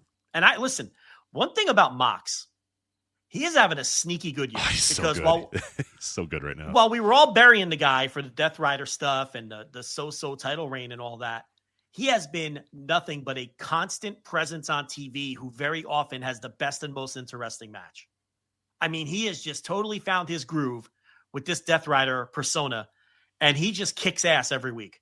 I mean, the Garcia matches were money. And then he's always there, too. Here's the other thing. He's like, you watch Collision, and there he is. And I mean this in a good way. I don't mean this in a bad way. Like, I love that he just always is fucking wrestling. He's just always there. Yeah. He makes sure that you don't forget about him, and he makes sure that he's the central part of the story because he doesn't disappear. He's always there. He's always wrestling, always working, and always out there busting his ass in all those matches, too. Hey, I'll go as far as to say, I think he's doing maybe the best wrestling of his career right now. I mean, with that Garcia match is great. You're right. Yeah. Both of them might be onto it. He isn't always a great wrestler. Okay. Now, his first AEW title reign during the pandemic, he did some great wrestling. I thought there were periods in WWE where he did some great wrestling. Okay. Then there's periods where he kind of loses his way. But as he's wrestling to his persona to perfection, and he's out there on TV every week just having kick-ass wrestling matches with whoever he's in there with. So, I don't know. I think he's every bit as responsible for whatever business All In did as Hangman was. And I think he has a sneaky down ballot case for Wrestler of the Year. I do. And I think it's because people dragged their feet too long on how allegedly bad he was early in the year. Because he wasn't. He got out of that quicker than people thought. And I talked about that in real time. Yeah. And he's been nothing but excellent since. And I think that people don't want to admit it, but I really firmly 1000% believe that he had every bit to do with All In's business as Hangman did. He was the perfect foil for Hangman to overcome. And, and as we've seen in the aftermath, he's been nothing but great since. So, I think if these guys are just going to go out there and have a plunder match where they don't give a shit about their own bodies or the other guy's body, and it just happens to end with one guy getting stuffed in a coffin, I'm all about it. It's one of my most anticipated matches on the show. I'm right with you, too. I think it's going to be both these guys are going to go out there and kill each other and do whatever they can. And Darby's going to take some horrific bump off the top rope through the coffin or whatever. Moxie's going to be bleeding buckets. They'll be punching each other and stiffing each other and stuff. Yeah, I cannot wait for this one. This is everything that I want out of the stipulation. The stipulation doesn't bother me, like you said. Normally I'd be like, oh God, eye roll a coffin match or whatever. But it's like, they don't do it. Here's the thing. They don't do it. Darby does coffin matches all the time. The idea here in AEW, the universe of AEW is a coffin match doesn't mean you died. You know what I mean? You didn't die. Right. For a long time in WWF, you went into a coffin, then you died. You literally, would go away, or they would write you off TV, or you'd ascend to the heavens after, you know what I mean? Like, that's coffin match. Darby just brings out a coffin, you guys fight in it, one guy goes into a coffin, and then that's the end of the match. You know what I mean? Like, it's never been sold that you go in the coffin, then you're dead, and you're physically, they don't sell it as, because WWF would sell it with the Undertaker matches, where the guys he would face would, like, get so scared of being in the coffin because they're claustrophobic and they don't want to die. That's not. It's just Darby brings the coffin out to the ring, and that's what they use as their weapon. So it's not. It doesn't bother me in the same way that classic Undertaker casket matches did bother me. So I'm fine with the stipulation, no problem at all with that. And it should be a really, really fun match. Speaking of a stipulation another stipulation, I guess I should say, MJF versus Mark Briscoe in a tables and tax match. Tables and tax here for MJF versus Mark Briscoe. Joe, tell me the rules of a tables and tax match. I don't know. They're going to throw each other into fucking thumbtacks and put each other through tables. And Briscoe had a scissors match with Ricochet that was, I guess it wasn't technically a scissors match, was it? Or was it? Scissors came into play. I forget. Was that actually described as a scissors match? I don't think it was. I think scissors just got involved at some point, but that was incredible. I mean, that was just one of the best blood matches of the last few years. So, again, these are two guys who I don't think any have any regard for their personal well-being or their bodies. MJF loves pro wrestling, and sometimes that gets the better of him when he has bad ideas. But when MJF's shit lands, it's top tier. And I know that's not cool to say these days. I don't care. I don't have a short memory like a lot of people do. And there is nobody on this planet who has been more fair and honest about everything MJF has ever done than me. I buried him harder for a year than anyone has ever buried him before. Okay? So you can't come at me with that bullshit. I just tell it like it is. And unlike a lot of people, I don't have a short memory. When this guy hits, he hits at a level higher than most pro wrestlers hit. And yeah, he has some corny promos sometimes. And obviously he has some storylines that go way beyond the pale into pure stupidity. And no one will tell you that stronger than me. Okay? But when his shit lands, S tier. Top 0.01% in the business still. And the debate of whether he's a great pro wrestler or not, that died years ago. No one even bothers arguing that anymore. Because when he wants to get in there and have a great match, he can. And he does. With his eyes closed. The guy's great. So he's wanted to work with Mark Briscoe. There's kind of like a diversion until he gets refocused on Hangman. They're keeping them apart for a little while here. We know they'll come back together at some point. So I have faith that these two guys, again, this is just a dumb name for a plunder match. I have faith that these two can deliver big. Now, it's going to be very similar to Moxley and Darby Allin. That's one way you can look at it. And it'll probably be similar to the Cope and Cage FTR match. There's going to probably be a lot of blood and plunder on this show. So if you want to say that from that standpoint, it might be a little too much of the same thing, I can buy that. Mm-hmm. But in a vacuum, I think that these guys will go out there and they're probably going to have a great match. I just find the branding of the match very weird. It's just like tables and tacks. Like what like don't tell people that they're going to get tables and tacks. Like have it be a no disqualification match or whatever. I get that they probably are going to have MJ. I don't know if MJF's going to take the fall here and they're going to have Briscoe put him through a table because it's basically standard table match rules where you go through a table and that's the end of it or whatever. So I guess it's going to be.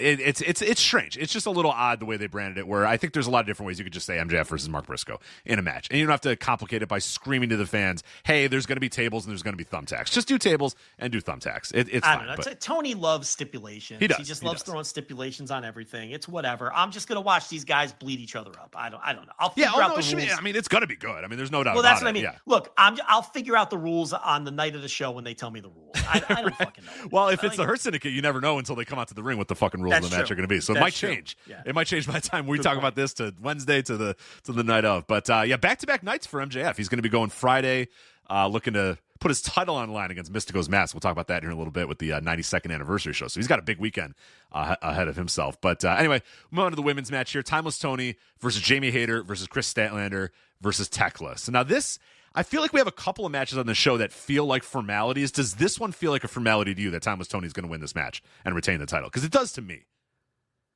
Like Mercedes and Riho, we know that Riho's not winning this. Hangman and Fletcher, we know Hangman's winning that match. I kind of have the same thought about this match, too. I can't... Well, I tried to sell myself on any of these three people beating Timeless Tony to win the title. I can't get there. Except for Tekla, maybe... All right, let me try to sell you. Maybe try to squint. Yeah, what do you got? Can I try to sell you? You could try, yeah. I'll throw some stuff at you. Number one, Chris Statlander finally gives in, joins the Death Riders, and they help her win the title. Wheeler, Utah. Yeah, Marina I don't hate Shafir. it. I don't hate it. Okay.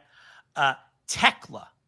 If this were 2007 WWE, she would 100% be winning the title because Toni Storm gave her a DDT at the end of the brawl on Collision this past week.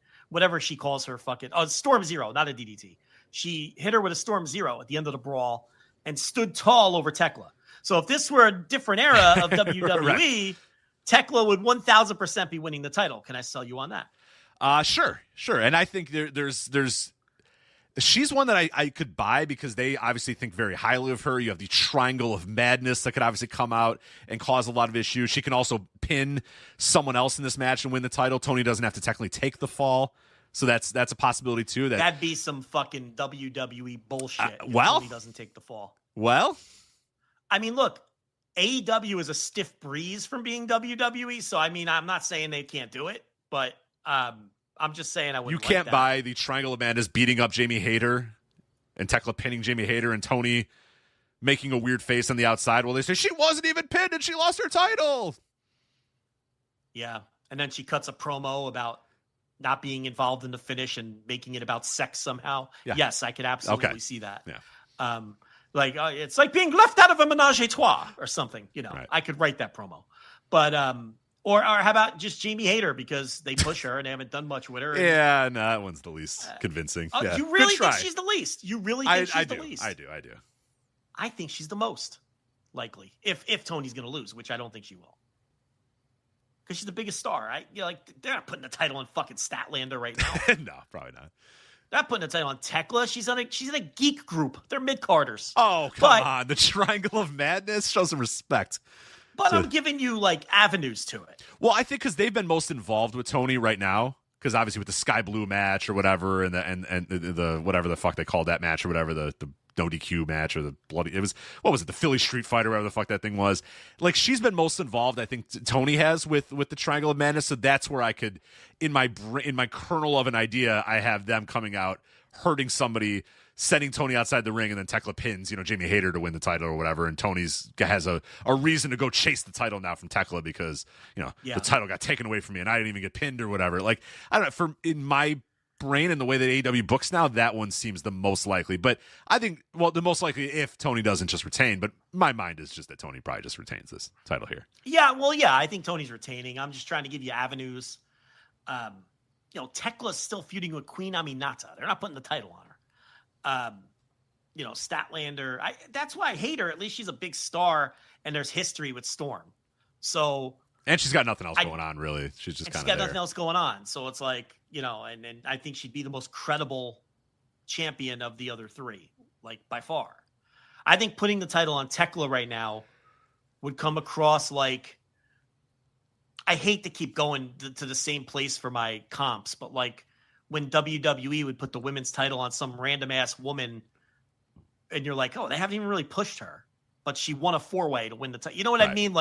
I don't have a specific example, but you know the kind of title change I'm talking about. Winning the title. Yeah. Yeah. And then you turn around, you're like, God, she hasn't even been on TV. She was just in this 4-way for some reason. And now she's the champion because Vince knows it doesn't matter. And he's just moving the title around. And so I don't know. But anyway, we're spending way too much time on this because I don't think Tony's going to lose. Then we have Okada versus Konosuke Takeshita versus either Mascara Dorada or the Beast Mortos. But, Joe, there's a way to tell. Is there a betting line on who's could be in this match? Because I think I have an idea. It's Okada versus Takeshita versus the guy who's getting pinned. Is correct. Correct. But did you see that there was a Lucha show on Saturday that Dorada was supposed to be on, and then he got replaced by the Beast Mortos. So I'm thinking that maybe Dorada's going to win the qualifier and go on to take the pinfall from Okada and eat a little Rainmaker and a 1-2-3 and stare at the lights. Okay. Yeah, in the Scotiabank Arena.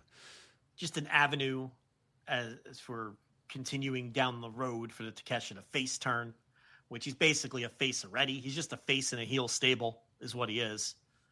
I love the politics of this because Takeshita is going to win that IWGP title. He already won the G1.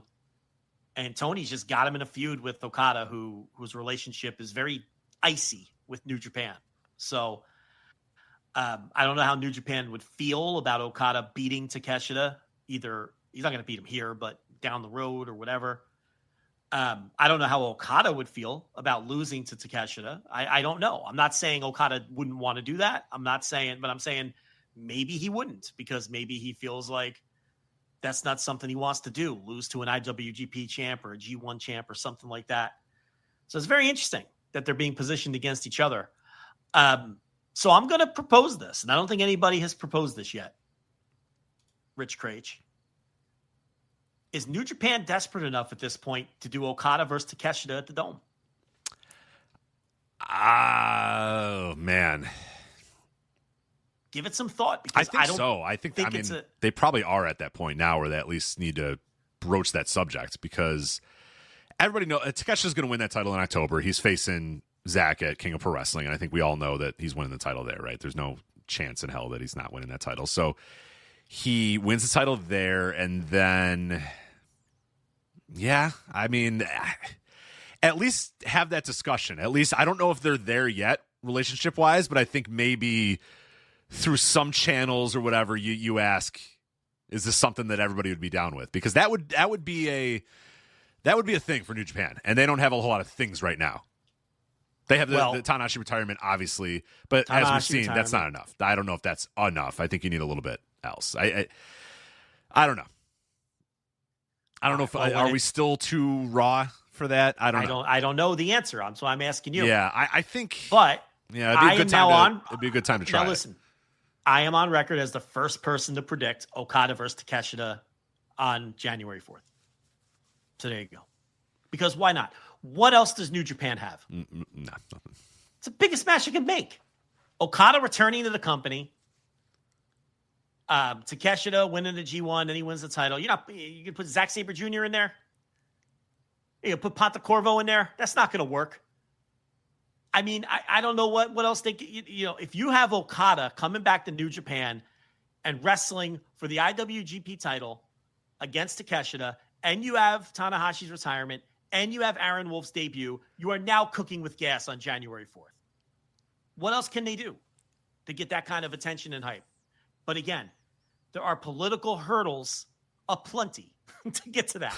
Because then who's winning that fucking match, right? Like, good luck. Good luck sitting down in that meeting and deciding who's doing and who's winning that. And because then you got to untwist all of that. And you can't do a non-finish. The Japanese fans, the New Japan fans aren't going to accept that. They're not going to accept Don Callis hopping in the ring with a screwdriver. And you know what I mean? And we're getting a DQ finish. That's not happening. But the question becomes, how desperate is New Japan to sell tickets on January 4th? How desperate is New Japan to get some juice back into that promotion? Because then the politics get real easy. Then the politics get easy. Well, and how badly do they want to convince Tony that to let them do that match and not him? Because that's another aspect of this, too, is that Tony is building up right now, obviously, to this match. And these guys feuding and being a central part of a feud. All right. He's got to be cool with that, too. Which he should be, because, that's a big deal for them. It is. I have a counter to that, though. Okada doesn't mean shit in the United States, and Tony knows it. Mm-hmm. How about that? I agree. Yeah. How about Okada doesn't mean shit in the U.S., and Tony knows it? So he can throw New Japan a bone and think that he's giving up something big. Exactly. And then when it comes time to return the favor, how can they tell him no? Listen, I don't know anything. I'm just throwing shit at the wall. But if New Japan wanted that, and I'm Tony Khan, I don't think Okada-Takeshita is some money match. No, they're not going to. They can't main event a pay-per-view here. They can't do any. Yeah, they can't sell any tickets or pop a buy rate for that. No, they're not main event a pay-per-view with Takeshita versus Okada. No, so and that's exactly what I was going to say. Is like that's if you're Tony, that's the easy win. Is you say, you know what, guys, take that match. I've been building on my TV because I'm trying to get Takeshita over as a babyface. I'm trying to get, I'm trying to do the story with Don Callis or whatever. But you know what? We can do it on Wrestle Kingdom. We'll promote it. We'll talk about it. It behooves them to get the most out of Okada too, because they have Okada on their television, and they can maybe you can make Okada into something a little bit more. He goes out there and he has a really good match at the Tokyo Dome, and then you can kind of promote that and use clips from that or whatever. That's neat, because like you're saying, if you promote at AEW Revolution, Okada versus Takeshita, like, no one's going to give a fuck about that, It's going to be Hangman in the main event of all these shows. Right. Come on. So, I mean, listen, maybe I'm crazy, but I'm looking at this feud being built, and I'm thinking about the politics of this, and I'm like, you know what? Something is suspicious here. Because why would Tony set this match up knowing that he's got a bunch of political landmines to tap dance around when he eventually books the match, because Takeshita's probably going to be IWGP champion at that point. So there has to be something has to have already been. And look, now we all pretty much know that Takeshita winning the G1 and winning that title was planned a long time ago, and it's playing out. So it's not like Tony just randomly put together this Okada feud. I think all of this has been in the cards for a long time. So that just tells me that there's a possibility that that's your Dome title match. And it's all been worked out, whatever the plan is. I don't think it's impossible, but here's what I'm going to tell you. I'll tell you something else and we'll move on. Okay?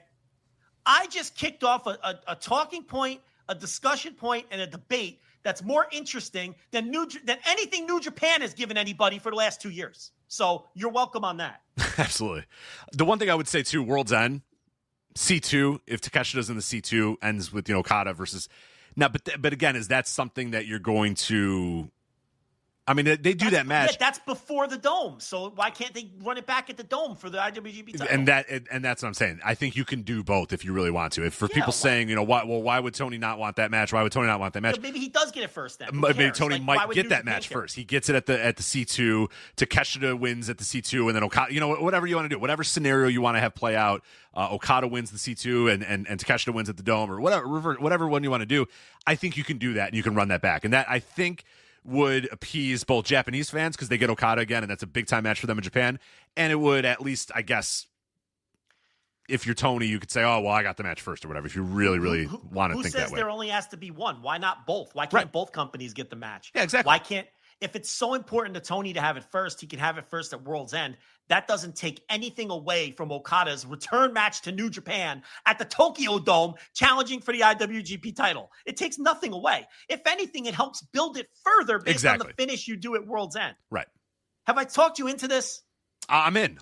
Now we've worked it out now where they do the match at the C2 and then they run it back a couple days later, whatever, 5 days later, whatever. I feel like this is where we're going with all this, because what the fuck else are you doing with Takeshita? DM Rocky, let's see what we can get going here. Come on, DM Rocky, let's figure out what we can do here. Well, what else would you do with Takeshita at the Dome? Fucking face Goto? Shooter or Goto. Yeah, Shooter or Goto. Yeah. You're gonna do that fucking failure Shooter? You're gonna do Zack Sabre Jr. again? I mean, what? There's no other money match, and then every other scenario is much more boring than the one that we just laid out. Everything. So the fact of the matter is, if you can get everyone to get on the same page, and what my point is, this Takeshita thing with the G1 and the GP, the IWGP title has clearly been planned for a long time. So why wouldn't this have also been part of it? I think this is where we're going. I think we're going to Okada versus Takeshita at the Tokyo Dome. I think it's been worked out. So we'll see. And I think it's a great idea. It's a great idea. I think it gives the Dome instant fucking juice. Instant juice. Oh, that's a must-watch show. I mean, we're gonna watch it anyway. But if you're even a casual, New Japan fan, that's a must-watch now. When you add Tanahashi's retirement, Aaron Wolf's debut, and like you said, Okada versus Takeshita, basically Okada making his return, and Takeshita fighting for the honor of New Japan Pro Wrestling against Okada, that's pretty good. That'll work. Yeah, I mean, and if you don't have that, then you just have to do fucking Shota or whoever the fuck. Goto versus Takeshita, and sounds good. That'll be a good match, but come on, juice-wise, there's nothing there. And then you're just counting on Takeshita and Aaron Wolf to carry it. Not Takeshita, Tanahashi and Aaron Wolf to carry it, which might be the plan. But this is all too suspicious to me. Something is afoot. I sense it in my bones. Yeah. This reminds me of the Workers' Right promo, and everyone thought I was crazy then too. I just feel like, wait a minute, this doesn't add up. Something's weird here. So I think that's where they're going. And I guess this will either be the start of it or, or I'm dead wrong. And that's fine too. But again, this will be a fun thing to talk about for a few months rather than how badly is Shota Umino going to bomb. Right. Why must we be, like Jack Perry, why must we be subjected to more Shooter? Does anybody need more Shooter? We do not. Trios match, the Hurt Syndicate, Bobby Lashley, Shelton Benjamin, MVP versus Ricochet and the Gates of Agony, the GOA, Bishop Kaun and Toa Leona. So which one of them are taking the fall here, Joe? Bishop or Toa? Bob Lash. You think Bob Lash is staring at the lights, 1, 2, 3? No. Okay. I was like, so pitch me on that. Shut up about your fucking Okada thing. Pitch me on Bob Lash taking the 1, 2, 3, Bishop Khan with a big spear. Yeah. You're over there going, all right, Stephen A. Smith, you've had a few of these tonight, but I'm not buying this. Right, this one you got to defend. Yeah. You're not going to be able to sell me on that one, but good luck. Yeah, I don't know. It's a fucking mid-card 6-man tag. Yeah, who cares? I don't. Yeah, it's it's whatever. They're giving all whatever the finish is. It's going to get changed by the Hurt Syndicate the day of anyway. So who cares? Yeah. It's just look. The tag titles are off these guys, and that's a plus because their tag title matches just weren't very good. So, all right. So if they're just going to be in the mid card, I'm fine with that. If they're in the mid card, make their matches shorter and put them in the mid card, and I'm okay with it. Make everyone. I don't have the same massive problem with them that everybody else does. I had a problem with them in the tag title. I had a problem with them being in the tag title mix. Right, but now that's over. Yeah, but now I don't care. Now they could just have 10-minute matches in the mid card, and I'm fine with it. Whatever. Yeah, if they want to politic a win over Toa Leona, knock yourself out. Yeah, right. I really don't give a shit. Yeah, I'm with you on that. And then we have a very weird match: Eddie Kingston versus Big Bill. Well, they wanted to bring Kingston back, and Tony looked up and down the roster, and he picked Big Bill. So there we go. It's a really weird. Why is Eddie match? Not okay? All of his beef is with the Death Riders, right? It's been so long, I don't even remember. Most of the beef is with the Death Riders. He has history with most of the Death Riders. Yeah. Gabe Kidd's the one that injured him. And yet Big Bill shows up on an episode of a fucking Collision and is like, hey, Eddie Kingston, I want to face you. And then Eddie's like, all right, yeah, I'll face you. And I'm like, what? What? Excuse me? So, I mean, it's fine we bring Eddie Kingston back, but of all the men on the roster that Eddie Kingston comes back against, Big Bill seemed pretty low on the list. Like, I thought he would come in here and face Yuta or something like that and work his way up through the Death Riders and get to Gabe Kidd and then get to Jon Moxley. But instead, we're going to kick things off with Big Bill. Whatever. I don't know. You know what? Maybe we are going to get to that. Stop shitting your pants there, Mr. Impatient Guy. Maybe that's where we're going. Right? But why do we start with Big Bill? Well, give him a nice win on his way back. Okay. Give him a nice little win on the pay-per-view. And tune-up win. Maybe Gabe Kidd jumps him in the aisle or something. Maybe. I don't fucking know. Look, this is a weird match. I'm not going to lie. Like, this is a strange match. It came out of left field. This is not how Tony books his pay-per-views. So I don't know. Maybe there's an angle coming out of this. I'll pitch you something here. You ready for this? What do you got? Maybe this is the return of Chris Jericho and we run back that classic. Oh my God, Jericho you're right. Maybe we run back that classic. Maybe Jericho is just seething at home thinking about how bad that was. And he's like, I got to redeem myself. So I'm getting the barbed wire bat ready, and me and Eddie are going to run that back, and we're going to correct what was wrong 3 years ago. And he's got a new character. I'm sure he's been dreaming up a new character because he's always comes back reinvented. So you know what? Maybe not. Maybe the Painmaker's coming back, and maybe. And look, 3 years later, 40 pounds heavier, and 3 years older. What could go wrong? So I think maybe that's what we're getting here. Jericho returns. And we're running back Jericho, Eddie Kingston. Yay or nay? You into that? No. No. I like my thing better, which I get a lot of people. So a lot of people in the chat room are saying the Death Riders weren't around when Eddie got hurt. I understand that. But he very much has beef with Gabe Kidd, the guy who hurt him, which has been acknowledged on commentary a lot. He also has beef with Jon Moxley, well-known beef with Jon Moxley. So it makes all the sense in the world. The Kid, the Kid thing is part of the storyline. His injury was so long ago that New Japan Strong was a thing. Yes. And Eddie has always been very supportive and backing of Bryan Danielson too. So him wanting to fight, come back, vanquish the guy who hurt him, vanquish the guy who took out Bryan Danielson, vanquish those guys like that. You can do all that. I understand that the Death Riders didn't exist when Eddie got hurt, but it still makes more sense than Big Bill, right? But I don't know. Right. I don't know. Yeah, it's weird. But he's gonna do the back elbow and pin Big Bill, and then or Big Bill beat the fuck out of him because Eddie's not ready yet, and that's kind of be the story too. I don't know. Look, they're obviously not bringing Jericho back for this. For anyone, please don't run the Reddit. Well, I don't. Hold on a minute. We don't know that. Tony said like I want him back as soon as possible. Did you hear that last quote that he gave about Jericho? He said something like I want to get him back here as quickly as possible. I don't think it's impossible. I also heard Tony say a million times, I like Ricky Starks. I love Ricky Starks. I love that guy. I also heard Tony say, he did this for 1,000 guys. That's what he does. He just, whoever it is, he says he likes them and he wants them back. So I don't know what's going on with Jericho. I think Tony has his finger enough on the pulse to know that Jericho, Eddie Kingston, redo is not a very good idea. I just think that this is a way to get Eddie back, and Eddie will move on to now. Okay. Can we consider this? What's he going to look like post a devastating injury? Yeah. He's got these workout videos. Have you watched his, it's like him and Cesar Bononi or whatever the fuck that guy's name is. You ever watched these? No. Oh, wow. All right. Yeah, he's got a big beard. He's got a big gray beard now. Doesn't look trim. He kind of just looks like Eddie Kingston with a big beard. I don't know. Look, I'm just saying he was never a prime athlete at any point in his career. No. He's getting up there. Okay. He had a devastating injury. He was always teetering on the brink of being awful. Let's be honest about it. Eddie Kingston's the kind of wrestler who, even when he's great, is teetering on the brink of being, okay, this guy, it's untenable. He's defense. Yeah, I mean, I had there were so many bad Eddie Kingston matches that I saw in real life. And there were so many great Eddie Kingston matches I saw in real life, but there's so many bad ones that one time I buried him and then he DM'd me from the locker room at a show where I buried him. And then eventually said, it's all fun, man. It's all good. All love. It was not all love. I'm sure he was pissed about it, but yeah, in the moment, very angry. Yeah. He was definitely pissed about it. But that's what Eddie, he was always teetering on, like, this match, this is a disaster, this sucks, or like you said, he's teetering on, this guy sucks and he looks like shit and this is awful. But he has so many good emotions, and he was such a smart worker a lot of times that he was able to kind of make it work. But you're right, he was always right on that edge, and sometimes he went over that edge.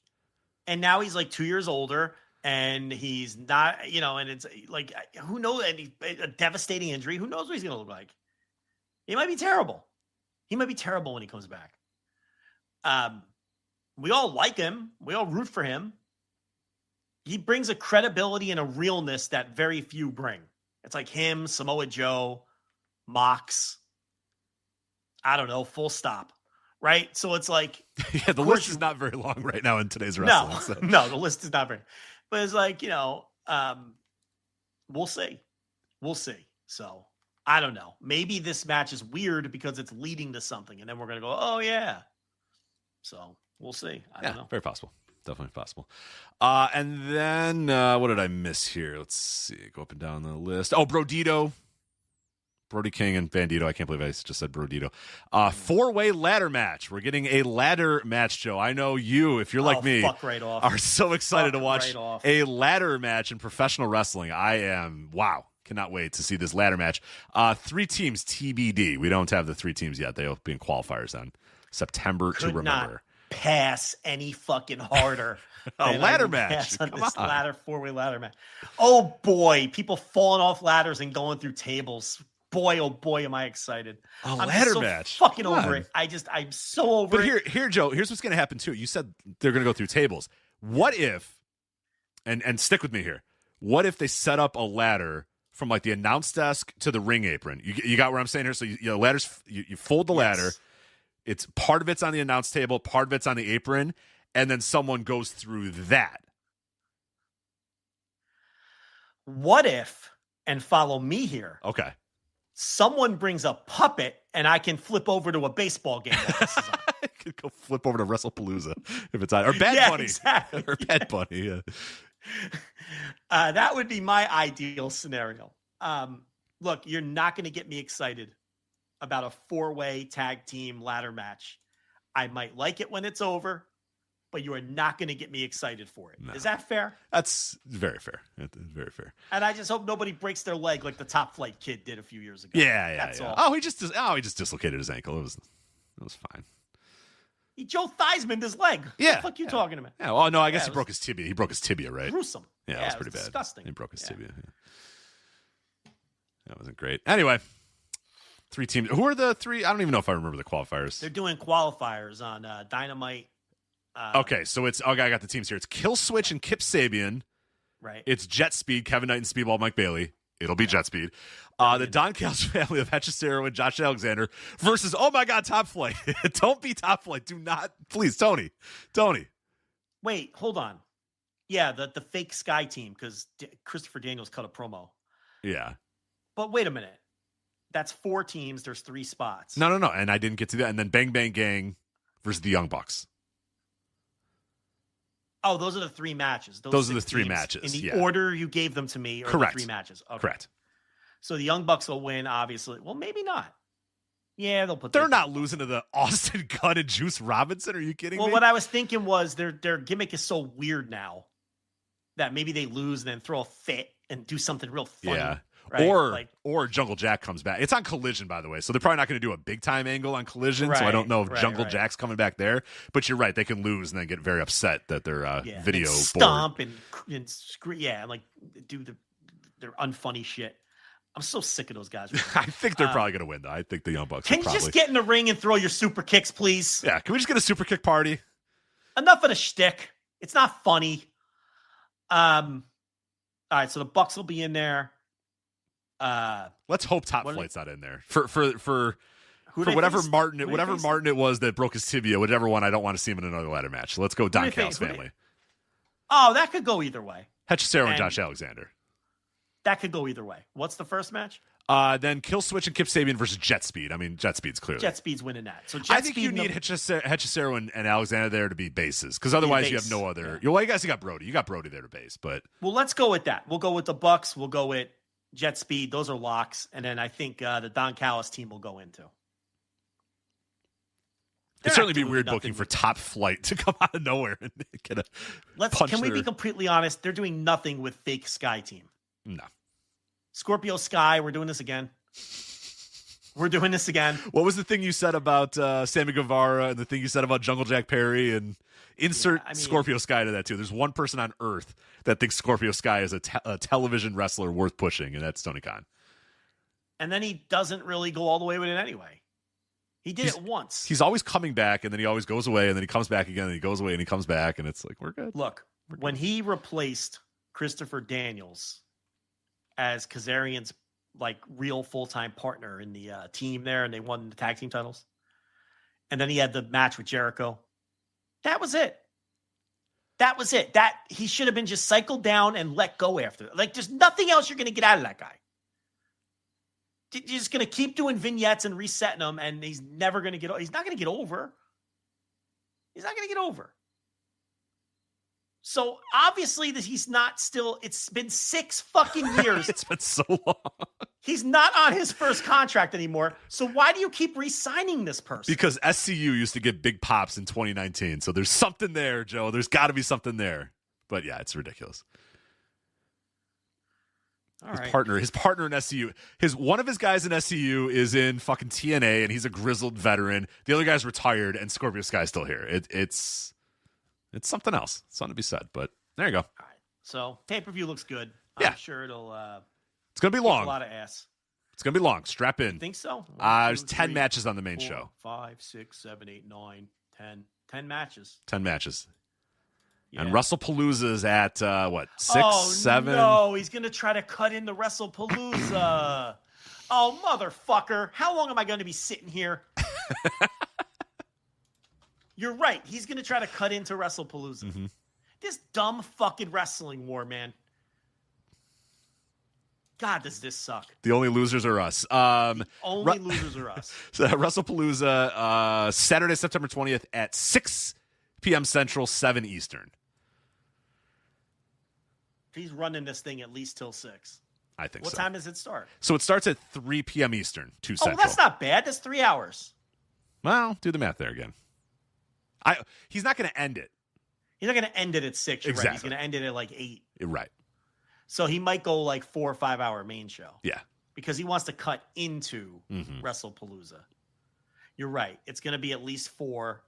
I can live with 4. 4's fine. I have no problem with 4. I can live with 4. I can't live with 5. Skip the tailgate. How about you skip the tailgate brawl, and then I think you'll enjoy it more. I can't skip the tailgate brawl. Do my fucking job. I can't skip it. I'm just saying. I'm trying to offer you a possible outlet here to not. I can live with 4. I'm going on record right now. I can live with 4.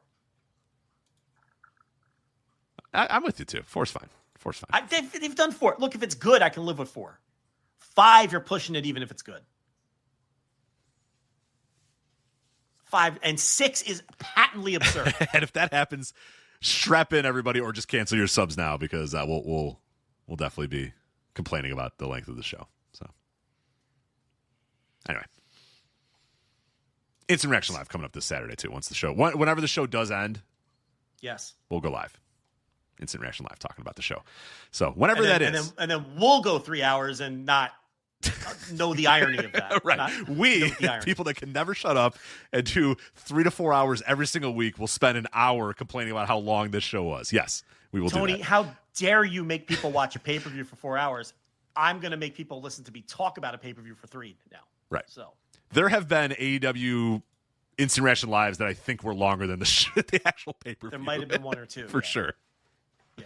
We are nothing if not complete and utter frauds. We answered our own question as to why Big Bill and Eddie Kingston's on this show, because he's just throwing he's like, I don't fucking know. We need more matches. Mm-hmm. I've got to run till 8. Yeah. 4 hours for sure. I'm guessing 5. Yeah, you're probably right. Lock in 4 for sure, though. You're probably right. I mean, most of them are 4. But I think this most of them are 4. 4. I can live with 4. Yeah, that's okay. Yeah, 5. We're pushing at 5. Yeah. All right. Speaking of that show, WrestlePalooza, WWE Wrestlepalooza, the debut on ESPN Unlimited. My God, Joe. So from last week, I expected, stupidly maybe, that ESPN and maybe WWE, but more ESPN, would explain to people what the fuck ESPN Unlimited is, how the hell to get this WrestlePalooza show, what you need to do, how you have to upgrade, where to watch it, what it's going to cost, all that sort of stuff, and they have not done that at all. And I've been exploring. I went through the process of trying to order it and figure out what's going on here. I can kind of get it now. I understand a little bit, but I've been studying this, and we talk about this, and we follow the sports media world. I don't know if you heard Brian and Dave try to figure it out on Observer Radio this week. That didn't go well until they eventually realized, I guess it makes sense. And I don't even know if they actually got to what the actual answer was. There's people in our Discord that are like, no, I'm good. And everyone's like, no, you're not. No, you don't have it. They're like, yeah, I have it through my cable. And everyone's like, no. Like, every day someone says, no, I think I have it. It's on this app, and I have this subscription, and we have to break their hearts. Not really break their hearts necessarily. I don't think that many people are strongly anticipating WrestlePalooza, but like, everybody, there's a lot of people that think they have it and they don't. There's a lot of people that have no idea how to get it, what app they have to give, and I don't think ESPN's done a very good job, because I watched Monday Night Football and I saw those ad reads that they were talking about. I went to ESPN's website. It's not super clear there. WWE is offering nothing because they don't fucking care, because ESPN paid them a bunch of money, so it's ESPN's problem to have people figure out what's going on. This thing is going to be a mess, man. Come Saturday, I don't know what the hell. Like Joe Sixpack and Johnny Lunchpail or whatever the fuck, like, I don't know what these dudes are going to do to be able to watch this show, because it's not very clear at all how to do this. And I got it now. I understand it now, but man, it is. Well, I think it's clear for us now. It's who it's not going to be clear for are people who haven't put any thought into this yet. We've put a lot of thought into this. So it's going to catch some people off guard. There's no question about it. So I don't know. The hardcore WWE fan, they're going to figure it out. They're going to not miss their WWE action no matter what they have to do. But yeah, this is.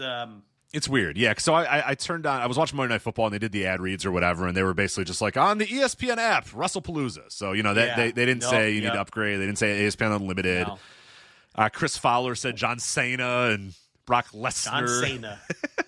Which, okay. You should probably know how to say John Cena's name, right? And Brock Lesnar. Guy was UFC champion. Right. Like, I know we're trying to, like, because I saw a lot of people like, whoa, the sports guy doesn't know the wrestlers. Wrestlers are irrelevant now. But Brock Lesnar and John Cena are not irrelevant. Those guys passed the mom test multiple times. That's a Chris Fowler problem. Right. That's a Chris Fowler problem. Right. Now, if it was like Damian Priest and fucking Seth Rollins or something, yeah, no one knows who those guys are. But, yeah, Chris Fowler has to know who John Cena is. He has to know. Come on. I can't shit on John Cena. Everyone knows. Guy's a peacemaker. Yeah, he's a massive movie star. He's a massive movie star. And like you said, Brock Lesnar is like a generationally important athlete that a lot of people know who Brock Lesnar is. I mean, come on. How does Chris Fowler never settled in for cock blockers? Come on. Right. So that was kind of weird. Joe Buck had to do the ad.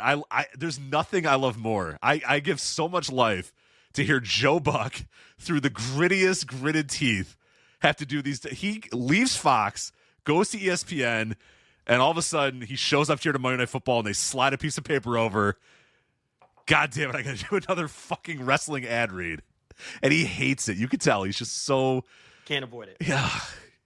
Because those Fox ones used to be so good. He's like...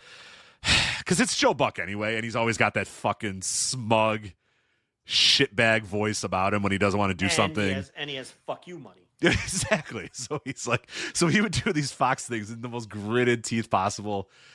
And then, yeah, he's got to do this again for Monday Night Football. And he's like, John Cena and Brock Lesnar will battle WrestlePalooza on the ESPN app. You know, as he slides the paper over. There. I did it. All right?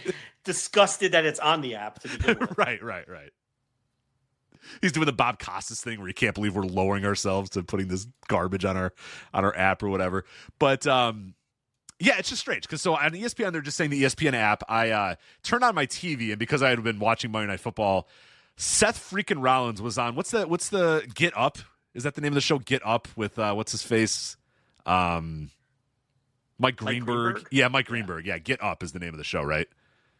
Yes. Okay, so he was interviewing or talking to Seth freaking Rollins, and it said WWE Wrestlepalooza this Saturday on the ESPN app. So they're just making it. Just go to the ESPN app. And you can watch this. No mention of an upgrade or whatever. And if you go to the ESPN app, it does prompt you, I will say. If you go to the ESPN app, which there's been a lot of people asking about this, there's not a separate app for this new thing. It's just the same ESPN app that you get your scores on, all that shit. It's all baked into that app or whatever. So if you have that app, you have access to this. So if you punch up the ESPN app, there is now a pop-up that says WWE Wrestlepalooza this Saturday, upgrade now. So if you click upgrade now, it does take you to a page that then gives you all the different options of how to upgrade or whatever. The problem is, in all the different things that it says you can get for all these different things, WWE is not listed one time on any of those. Because it gives you all these bundles. There's a Hulu bundle, there's a Disney Plus bundle, there's an ESPN Unlimited bundle, there's a Hulu Disney ESPN Select bundle, there's just ESPN Unlimited, there's just ESPN Select, and you might say, okay, great. What do I need to do to get my WWE? You scroll, no idea. It lists all the other things you can get. You can get ESPN2 and ESPN Deportes and WNBA and college basketball and stuff. It never lists WWE in any of those. So I do wonder if that will be a hurdle for some people, is the fact that they get to that next window. Wrestling fans are not, hot take, they're not always the smartest people. Statistically dumb and poor, get lower ad rates because of it. You know, that's kind of, so I don't know if they're going to be able to understand that they need ESPN Unlimited and not ESPN Select. And they're not making that clear on ESPN's website that that if you want to watch WrestlePalooza, you need ESPN Unlimited, which is a pretty big price point too. Pretty big price jump. Were you the one who said today that when you go on ESPN Select, it now prompts that the WWE show is coming on Saturday and here's what you need to press to upgrade? Yes. Yeah. Well, that's good. I mean, they're helping people there, because when these people who think they have access log in, they're going to be prompted at least, and they're not going to have to.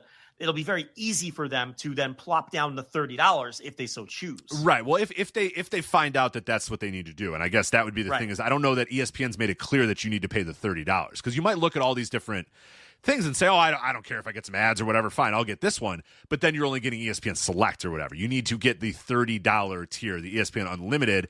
Right. And when you go to that site, it does not say WWE Premium Events or whatever, because that would make it, then I'd say, okay, they have completely done everything they need to do. They have it on the app. You click upgrade now. You get to the page, and it says, if you want to watch WWE, here's what to buy. Pointing arrow at this thing right here. Then it'd be like, okay, then it makes sense. It doesn't do that. It brings you to a big page with a bunch of different things listed and 4 different tiers or whatever, and WWE is not listed in any of those tiers. So I think, again, people might be a little confused as to, is that, do I get that through my what do I need to do to bundle that or whatever? I don't know. It's going to be very curious to see how it goes on Saturday. Well, everyone will still be watching All Out, so it won't be a problem because no one's going to try to watch. Because Tony's brilliant, and he's going to make sure that everyone's still watching All Out. Right. But WrestlePalooza, we should say. Obviously, Brock Lesnar and John Cena will be battling. Return match. Biggest match the company can make. Brock Lesnar, John Cena. I've got curiosity in that. For sure. I've got some curiosity in that. Yeah, because every match they've had prior has been pretty brutal. Like a lot of them I don't know if Cena wants to do that. That's what I mean. Yeah, it's like this is going to be a very different match because Brock is usually, he goes in there and Cena's like, yeah, I'll give you my body, man. Just toss me around and it'll be great. John's not doing that anymore. So I don't know.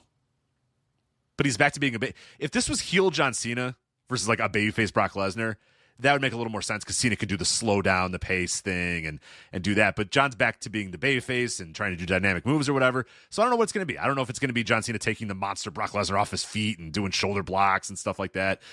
Are you going to get Suplex City? I don't think so, right?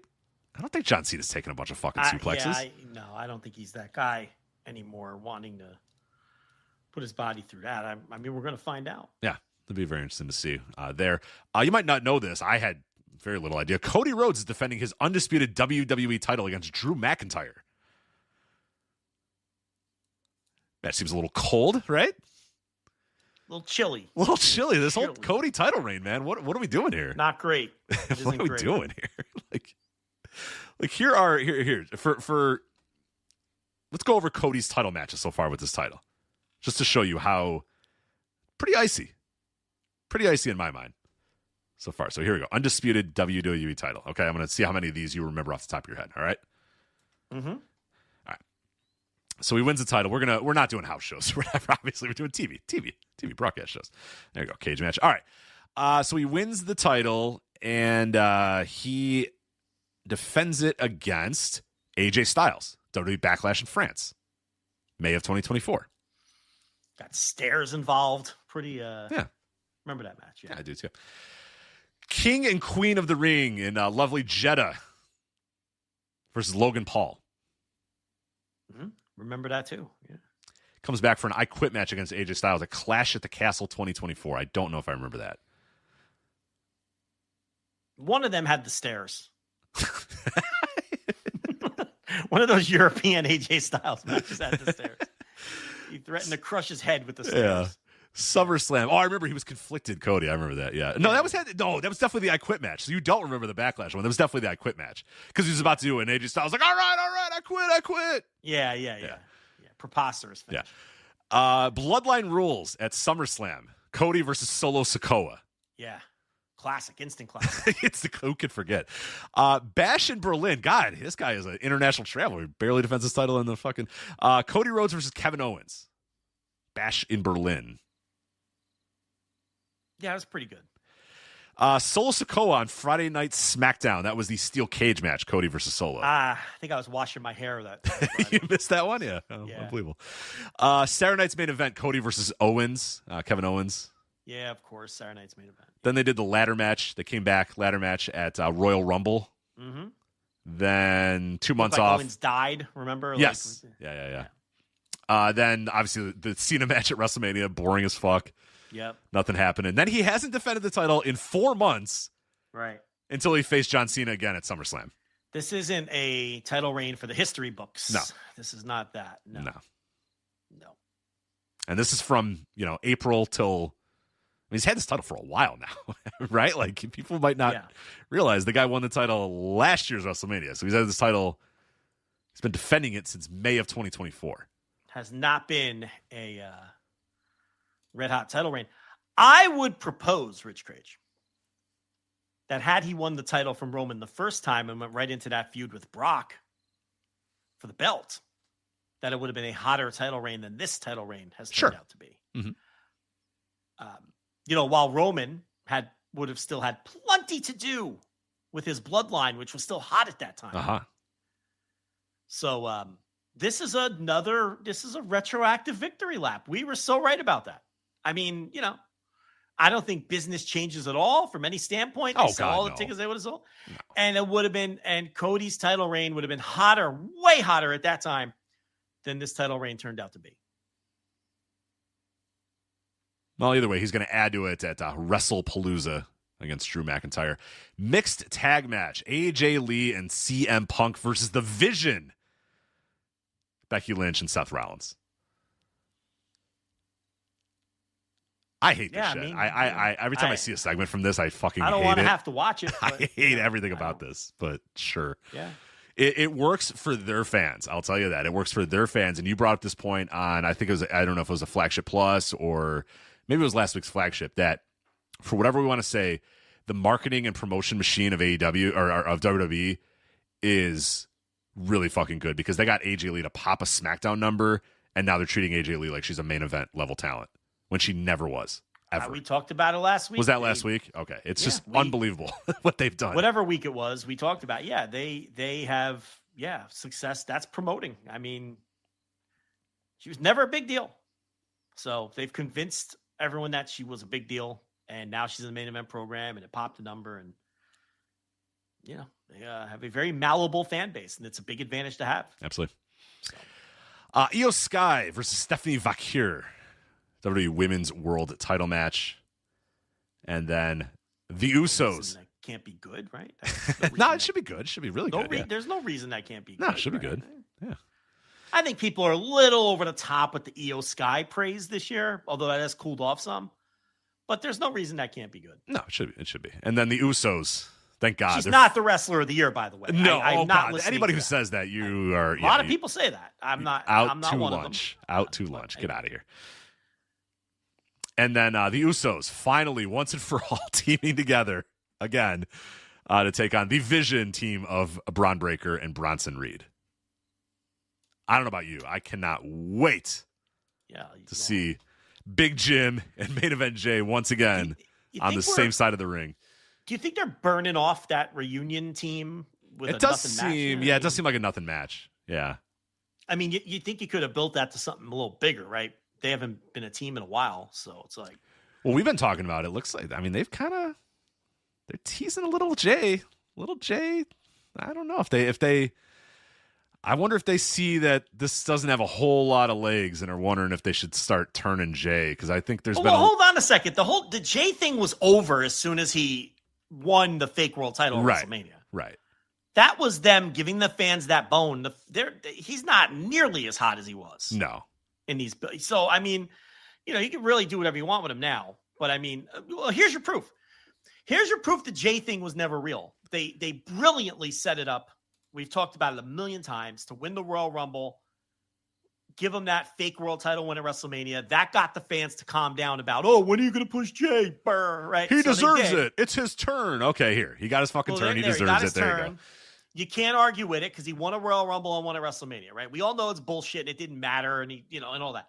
But that not only made all those fans get off, that only cut off a potential ugly situation where the fans started rejecting shit, but it also cooled him off significantly because it's like, all right, now we got that, but now he's just the guy who eats, and the proof that he has cooled off significantly is that he's in this match at this show. Like, What are they doing? He hasn't been a player since he lost that title. Yeah, they put him down the card or whatever. He hasn't been a player because he never was a fucking player. They just had to satiate those people. You understand what I'm saying. So it doesn't really matter what you do with him now. So if the Yeet thing is over and you turn him or you put the tag team back together, that shit is yesterday's news. Yeet Man is yesterday's news, but we've known that for a while now. Mm-hmm. So it doesn't really. It was just a matter of when. Of course, of course, yeah. So there you go. That's WrestlePalooza. It is a, what do we got? 1, 2, 3, 4, 5 match spectacular from the mind of Paul Levesque on ESPN Unlimited this Saturday. So if you think you have it, you probably don't. I guess would be the best way. If you think I have it, no, you don't. If you think you have it, get your $30 ready because you probably don't have it. Probably, yeah. Because everybody so far that has said, no, I have it. I connected with I went, nope, that cable is not in. No, you only have ESPN Select. That's right. But I can watch all the basketball games. Yeah, I know. But not mean you can't watch you have. This. Yeah, right. I watch all the college football. I know, but you can't watch this. So what else is even on Unlimited besides? That is a great question for you, Joe, and I do not have an answer for you. I don't know. I am going to have AI answer this and kill a tree. What does ESPN? Rich is seething right now. Oh, Unlimited you just dried up a fucking lake, you asshole. But go ahead. Get you. Well, I don't know. I don't give a fuck about some lake. Let's see. ESPN Unlimited gives you direct-to-consumer access to all ESPN networks, including live. Oh, it gets you the networks, but like, who the fuck doesn't have that? Like, right. All right. It was like finally access to ESPN2. I've been dying to get access to ESPN2. ESPN News, finally. I can watch a marathon of 30 for 30, finally. Pump the brakes here. That might not even, that's just a bad AI answer. So I don't even know if that's true. No, that is true. I think you get access to all the networks. But what the fuck does Select give you then? All right, let me type that in. What does let me kill another tree. Mm-hmm. What does ESPN Select get you? ESPN Select, you get access to the entire ESPN Plus content library, which includes thousands of live sports. All right, so Select gives you what's on Plus now. Right. And Unlimited gives you the networks and the WWE pay-per-views. But I think previous to that, Plus gave you the networks if you already had access to the networks. Correct. If through your cable provider you already had access to those networks, they would give you the networks. But I think it gave you but I think that was the point of ESPN Plus, to also purchase the networks if you didn't have access to them. No, I don't think so. No. You got like 30 for 30 and you got... but you didn't get the networks. What'd you have to do to get the networks then? I think you have cable. There was no way to just buy the networks out of the cart. I don't think so. I don't think you could buy ESPN2 or whatever.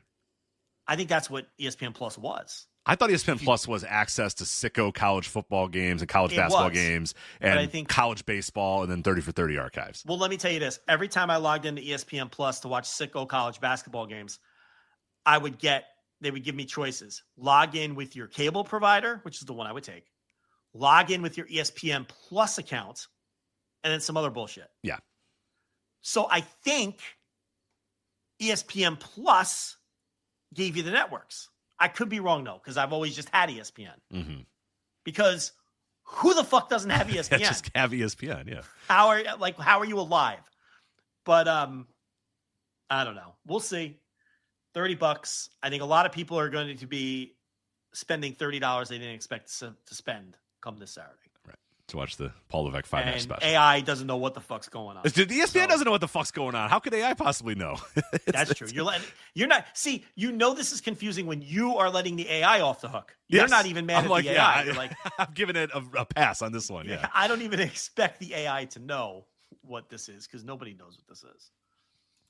Anyway, let's talk about CMLL Anniversary show. It's 92nd anniversary show. Some interesting news that dropped today. First, I'm going to ask the AI to draw a picture of me wrestling a monkey in a cartoonish form just to upset you. And then now send you I'm the picture. really mad.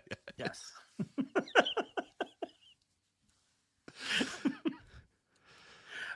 Well, you may continue. Okay.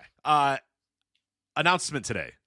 Triller TV announced that they are going to stream the CMLL 92nd anniversary show live Friday, September 19th in both English and Spanish. And the price for that is only $19.99. Now, that is big news. That's huge news because normally to get the live anniversary show, you got to be on CMLL's YouTube thing is very confusing. Like $35 or something. Yeah. And like what a Cubs fan always has to do. Every single time there's an anniversary show, anytime there's a big CMLL, and he does the preview for voicesofwrestling.com, he has a little bit where he says, okay, there's this tier and this tier and this tier. You want to be on this tier, but it's $35 to be on that tier, which is a big price point for a lot of people. So a lot of people go, whoa, that's a lot of money. I'm not going to do it or whatever. This is pretty easy. $20. It's on Triller. I think a lot of people know how to use Triller. And English commentary too. So if that's a hurdle for you as well, watching CMLL with Spanish commentary, I don't mind it. I don't really care. I've never really minded if wrestling is in another language, but I do understand that learning curve for a lot of people is tough. And it's like, oh, I don't know anything about this. Being able to watch it in English, provided the English commentary is pretty decent and pretty good. We don't know who's doing the commentary for this show as far as I know. No, I got it. Oh, you got it? Okay. Is this an exclusive? I don't know. This isn't out there? I don't think so. So maybe it's well, It's Chris Cruz and the Duke of Dorchester, Pete Doherty, from what I understand. I don't know if Fightful has reported that yet. They have not, so I'm looking right now. So good. So that's who's on the call. Chris Cruz here. CMLL 92nd anniversary. Yeah, it's gonna be awesome. And from what I understand, Doherty, wow, the Duke of Dorchester is a big lucha fan, and he's going to provide that ace analysis that you expect. So, wow. And well, you heard it here first. Yeah. So say, you know what, people, we always say don't run to Reddit. Run to Reddit with that one. Run to Reddit right now with that scoop right there. The Duke of Dorchester, Pete Doherty. That's right.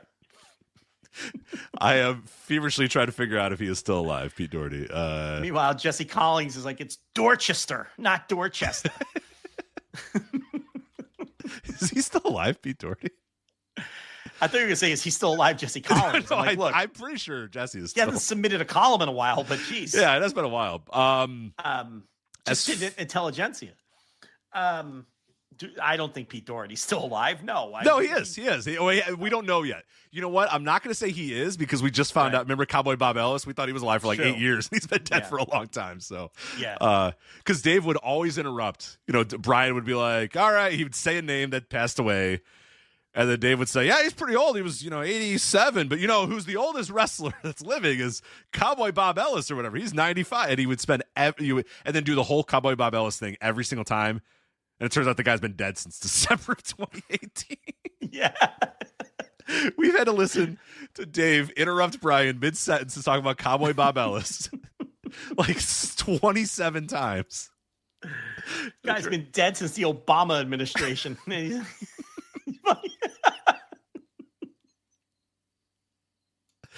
would either interrupt Brian or he'd say, "Brian, do you know who the oldest living wrestler is?" And Brian would say, "No, who is it?" Cowboy Bob Ellis. He's 93. Meanwhile, there's been 5 Olympic games since he's been dead.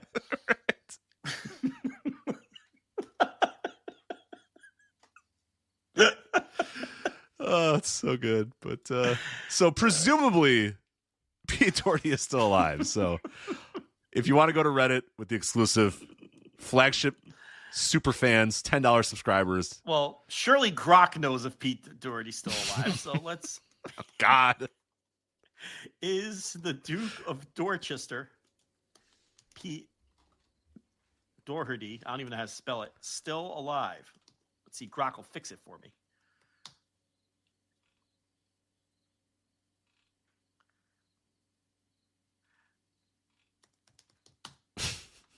I went to Wikipedia like 10 minutes ago and figured this out, but thank you. You have confused 2 different people named Pete Doherty. Oh, Jesus. The professional wrestler known as the Duke of Dorchester is still alive, while a different man named Pete Doherty with an Irish background. So some other guy named Pete Doherty is dead. Thank you, Grok. Yeah. While a different man named Peter Doherty with an Irish background reportedly passed away in early 2025.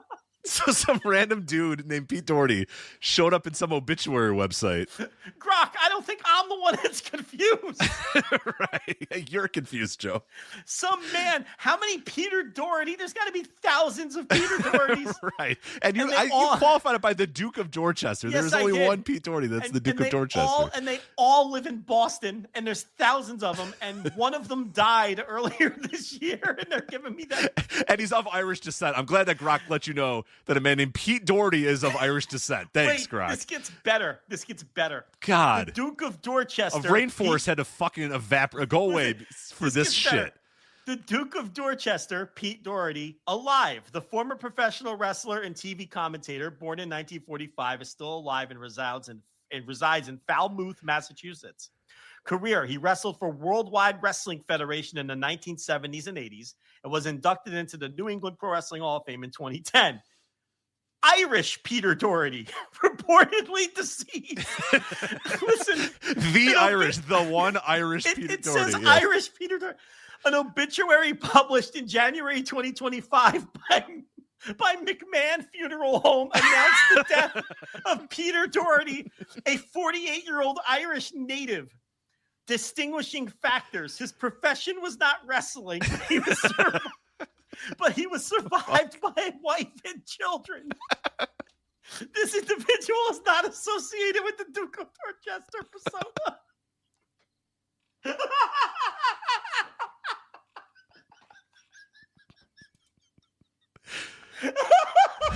The one. I love that was the McMahon funeral home too. That's pretty good actually. He just pulled some random Peter Doherty. I got him. I got the other Pete Doherty. You ready? And it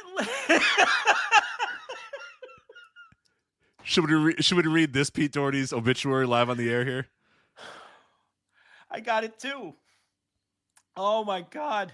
Why would it tell us that? That Peter Doherty, June 26, 1976, January 30th, 2025. Rest in peace, Peter Doherty. By the way, the McMahon Funeral Home is in White Plains, New York, which I love. The McMahon, Lion, and Hartnett Funeral Home in White Plains, New York. So he is a man that lives in America. He is of Irish descent. The only other Pete Doherty. And passed away again, like you said, at 48. I have confused two different people named Yeah, Pete you Doherty. idiot. Yeah, you moron. Apparently. Oh, my God. Okay. Thank you, Gemini. Now, please draw the Duke of Dorchester, Pete Doherty, wrestling Irish Peter Doherty in a WWF ring. There we go. There we go. All right, so great. Excited to see what it turns out. In about 75 minutes, we're going to get tremendous AI art of the Duke of Dorchester wrestling Irish Peter Doherty. I just love that his name is Irish Peter Doherty. That's how they referred to him. I just read it verbatim. Irish Peter Doherty. Irish Peter Doherty. Think of if you open a phone book, how many Pete Dohertys there are. It's such a generic. Oh, God. Massachusetts, of course. Right.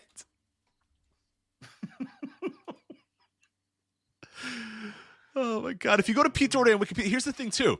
Okay, I went to Pete Doherty on Wikipedia. There's 7 Pete Dohertys. There's an English musician, Pete Doherty. There's Pete Doherty, the American wrestler. There's a Nobel Peace Prize winner named Pete Doherty. There's a footballer named Pete Doherty, and there's a comic book artist named Pete Doherty. Yet it gave you random guy from White Plains, New York, who passed away. It gave me some poor fuck who died at 48 in White Plains, New York. What the fuck? No, yeah. What? Why? There's so many other famous Pete Dohertys, many of which are dead. Many of which are actually dead. Just a random man. It's so weird. Did you get a little picture of his obituary on the side there? Like I did? It looks like a nice guy. Looks like a nice dude. Irish Pete Doherty. Irish Peter Doherty. From the McMahon Funeral Home in White Plains, New York. What the fuck? And this is the thing that's going to kill us all. Yeah. AI. It's going to kill us all. It's awesome. I love it. Oh, Peter Doherty. Look at him. Yeah. Nice guy. Enjoying a nice deck. The loving husband of Marcella. Yeah. His kids, Hannah and Sebastian, were the center of his world.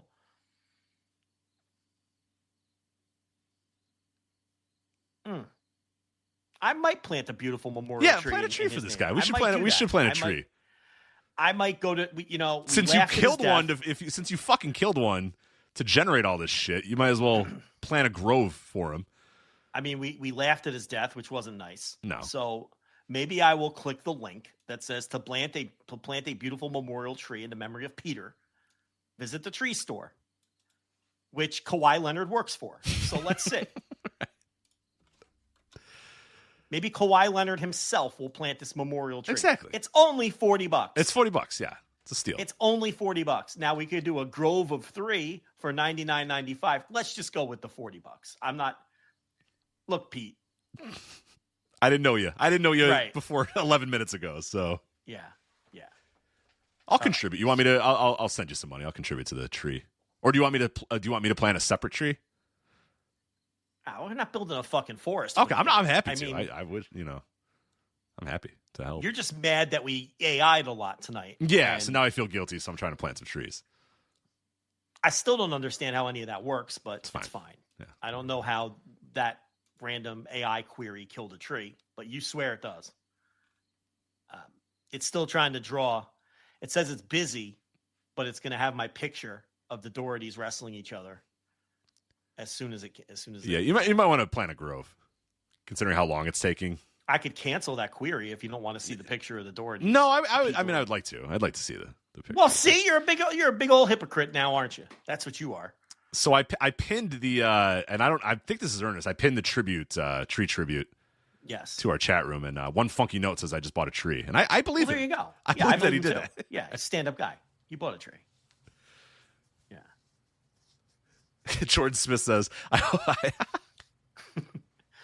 I hope, quote, memorial tree for Irish Pete shows up as a business expense on next year's taxes. Can you expense that?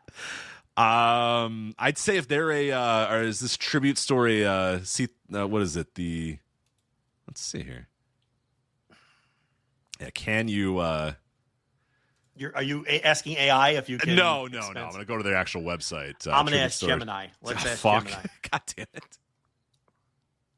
AI mode. Can you expense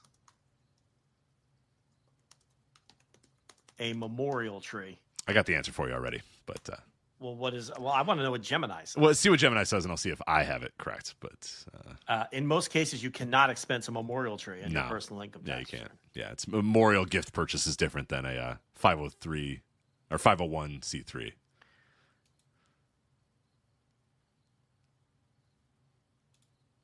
Eric brings up a great point too. You can expect anything as long as you don't get audited. He's not wrong. Hey-o. Anything can be written off. Anyway. You could just not pay. Right, we just don't pay at all, yeah. Anyway, so Triller TV, if you want to watch this show, CMLL 92nd anniversary show, it is available on Triller, so you don't need to go through the many leaps to get onto CMLL's YouTube channel. You can just go on to Triller and order it right now if you want in both English and Spanish. Now, the big match here for a lot of our listeners is going to be MJF versus Mystico for the World Light Heavyweight title. Title versus mask. I was hoping MJF would put that Turkish hair on the line for Mystico's mask, but he's just putting the title up. Well, what's the difference? He's taking the mask anyway. You think he's unmasking Mystico here?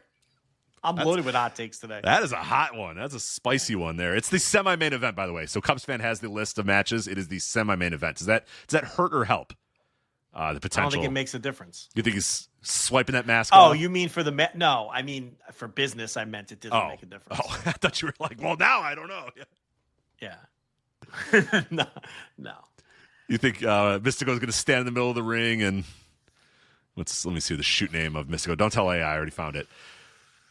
Okay, there he is. Yeah, Mystico's going to be in the middle of the ring and they're going to go, Luis Alfaridi, age 42. Born Mexico City, Mexico, as he sits in the middle of the ring, crying, holding his mask. I always knew you were shoot trash. Yeah. It's on Wikipedia, brother. That was the best part about the whole shoot trash thing. Is on Cage Match, if you clicked Fire Ant, it went to Orange Cassidy. Right. We're like, it's not a secret. It's not this massive, gigantic, to a certain amount of people it was. But it was the silver green ant, and it was... Oh, that's right, Tracy Williams. Yeah. Did it also go to his Cage Match? Yeah. Yeah, all right. That's fine. How's their territory doing? Yeah. How's the territory doing over there? How's with spandex doing? Yeah. Not so good, from what I understand. Yeah, with spandex not doing great. Yeah. Heard it's not doing too well. No, not doing great right now. We are going to get a hair versus hair match though. Either Rey Bucanero or Felino need to get a haircut, and they're going to put on a line here. So, well, we might get more than one haircut. That's possible. Yeah, it's possible. Yeah, we might get a couple masks, couple hairs. There's a lot at stake. There's a lot at stake in this show. Yeah, forgot about that. Felino was the guy who, I don't know if you remember. I went to that one MLW show, and Felino was on there. I swear to God, was the second most over guy in the entire show. Mystico was number one. Felino was the second most. And he was surprised. The guys in the ring were surprised. Nobody knew what the fuck was going on, but this entire crowd just went fucking nuts for Felino. So I say belt him up. I say let him take Rick Bucanero's hair and have him come out and confront MJF after this match. After he steals Mystico's match, I want Felino to say, no, not on my watch. I know Case Lowe swears it too. I don't It was know. so weird. It was very strange. Yeah. Because we're like, all right, here comes Felino, and like the crowd went nuts, and the drums and the vuvuzelas, and I'm like, what the fuck? And then I thought it was just like they were just kind of cheering for. Then he got tagged in. It was like the hottest tag I've ever heard. It's unbelievable. The building was shaking when Felino was in there. I'm like, what? Yeah. I'm like, when did this happen? I've never had any idea. But was it his first time in Cicero? Maybe, but I don't know. Maybe they've been waiting years to see. Yeah, him the live. Swink was there too. He can attest to it. Felino was over as fuck. It was so weird. But yeah, so we have a hair versus hair there. We have title versus mask with MJF versus Mystico. And then we have this. So they're going to do a 3-way match, and then the team that wins. Now, we always have to explain this. The team that wins, they want to go to the main match and either take someone's hair or take someone's mask. That's we talk about enemies are teaming together. Yes, it's enemies teaming together. They want to win because they want to take their enemy's hair or their enemy's mask. Okay? In America, they would avoid this. They don't want to lose. They want to lose because they don't want to go to this match. No. In Mexico, it's like, fuck you. I want to win this match really badly, and then I want to take your fucking hair, or I'm going to take your fucking mask. And that's cool, and I like that. Yeah. I love that energy. That is the energy we need more in wrestling. So you have Averno and Ultimo Guerrero. You have Dragon Rojo Jr. and Barbaro Cavanario. And I'm not going to say that's Fingay community, which I'm still laughing about from last week. When you said. So how should I say? Because it's not Esfingay. It's Esfinye. Esfinye, indeed. Okay, so Esfinye and Valiente are going in there. So now we have predicted Esfinye and Valiente getting their masks taken for a while now. Yes. Is this the time that it happens? I think they are the betting odd favorite to go through the Apuesta match, Esfinye and Valiente. I think if you were going to do Averno and Ultimo Guerrero, wouldn't you just announce that and build it bigger? Exactly. That's like a main event. Yeah, because that's a big time match that you'd want to sell some. I mean, it's sold out, so you don't have to sell any more tickets. But that's a big time match that you'd probably want to put on the marquee. Right. So, and I just think it'll be Esfinye and Valiente because we've been dick teasing this one for a long time. Dragon Rojo, we talked about him last year too. He's another guy that I guess, could take his mask, but that doesn't have the same. I don't know. It doesn't seem like it has the same energy. No, I think it'll be Esfinye and Valiente. Yeah, with Valiente losing the mask, you think? No, I think that because he's 48. If you need to know the ages, if that helps you at all. Esfinye's 32. I think Esfinye will lose. Wow. Okay, that's hot. That's a hot take, I think. I think Valiente's losing the mask. 48. That's about the age where you. Yeah, let's be on opposite sides. Yeah, let's do that.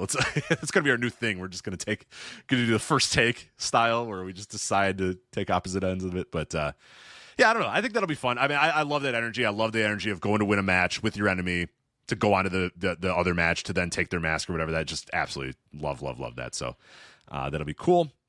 We have the CMLL tag team titles. I got the Viano kids versus Angel de Oro, Nabla Roja, and then I listed them twice. I don't know why I did that, but that'd be a hard match to pull off. Yeah, why are there the Vianos versus Angel de Oro and Nabla Roja versus the Vianos? Yeah, there's a lot of Viano kids. I would have the they're going to team up. All of Viano's children are going to and grandchildren are going to team up to take on. Yeah, I don't know why they're listed twice, but Angel de Oro and Nabla Roja defending the titles against the Viano kids. So. It should be and the Viano who's been out a long time came back a while back. So that was a big injury at the time because they were really gaining a lot of momentum. So it's good to see those guys back together. Oh, Dragon Rojo, he already lost his mask. People asking me about that. I forgot that. He lost his mask a couple years ago. Forget what he looked like. Dragon Rojo doesn't wear a mask. Yeah, he already lost his mask. So yeah, but it doesn't. You could lose your mask or your hair in these masks. Yeah, he's got the long hair too. You can cut that long hair too. But I don't know. That Kevin three-way Ario and that one. That's tough. Most of the guys, 4 of the guys in that 4 out of the 6 don't have a mask. Right. It doesn't have to be. But is that what the chat's saying? Because because I said Dragon Rojo. Do you think he'll lose his mask? He had a mask. And everyone's like, he already has lost his mask, and I forgot he already lost his mask. The chat, these guys. I apologize. I'm doing a show. I'm looking at Windows. I do now remember that he lost. I didn't even hear you say that, and I'm doing the fucking show. Jeez. Anyway. Copa Independencia. They have the Independencia. They have the little tournament here. Templario and Titan versus Barboza and Defunto. Another Barboza. Another. How you're going to be watching Wrestlepalooza too? So he's a little pirate theme, right? Man, Barboza. Oh, Barboza. Well, they hang out with Zandokan. Yeah. I guess is he fully? I guess he's got the eye patch, so I'd call him. And he's got the little like the bandana. Yeah. Backwards bandana. Yeah, I call him a pirate. I call him a pirate. For sure. I think that's kind of the idea. Yeah. Yeah. Okay. That sounds like a fucking hell of a match. You know me. I love Templario. Teton's good in these spots. That should be really, really fun. Yeah. And then the women's match, which. Well, what is it? What's the women's match? Well, it's Persephone, Reina Isis. Insert. We got to hand it to Isis. And La Yarochita and Luvia. Yep. All right. Well. Yeah. Might be all right. I don't know. No, it's not. What are you talking about? You're just saying something to say something. It's not going to be all right. You know it's not going to be all right. You're going to come on and we're going to do unfortunately, we don't have to hand it to Isis. This was just whatever, and then we move on. I'm going to do that joke again? No, I'm done. I'm done with it. I kind of have to do it. Yeah, I mean, I'm going to. Yeah, I'm going to do it for sure. Maybe it'll be all right. I don't know. It's not going to be all right. What are you talking about? Do you think that match is going to be all right? Or are you just saying that to say that? I mean, let's see if Grok thinks it'll be good. Okay, send that into. I thought you'd yell at me. No, you're not even yelling at me. You've already done it. You planted the tree for Pete Doherty, so we're fine. I don't know if you actually went through with the transaction, but let me tell you something right now.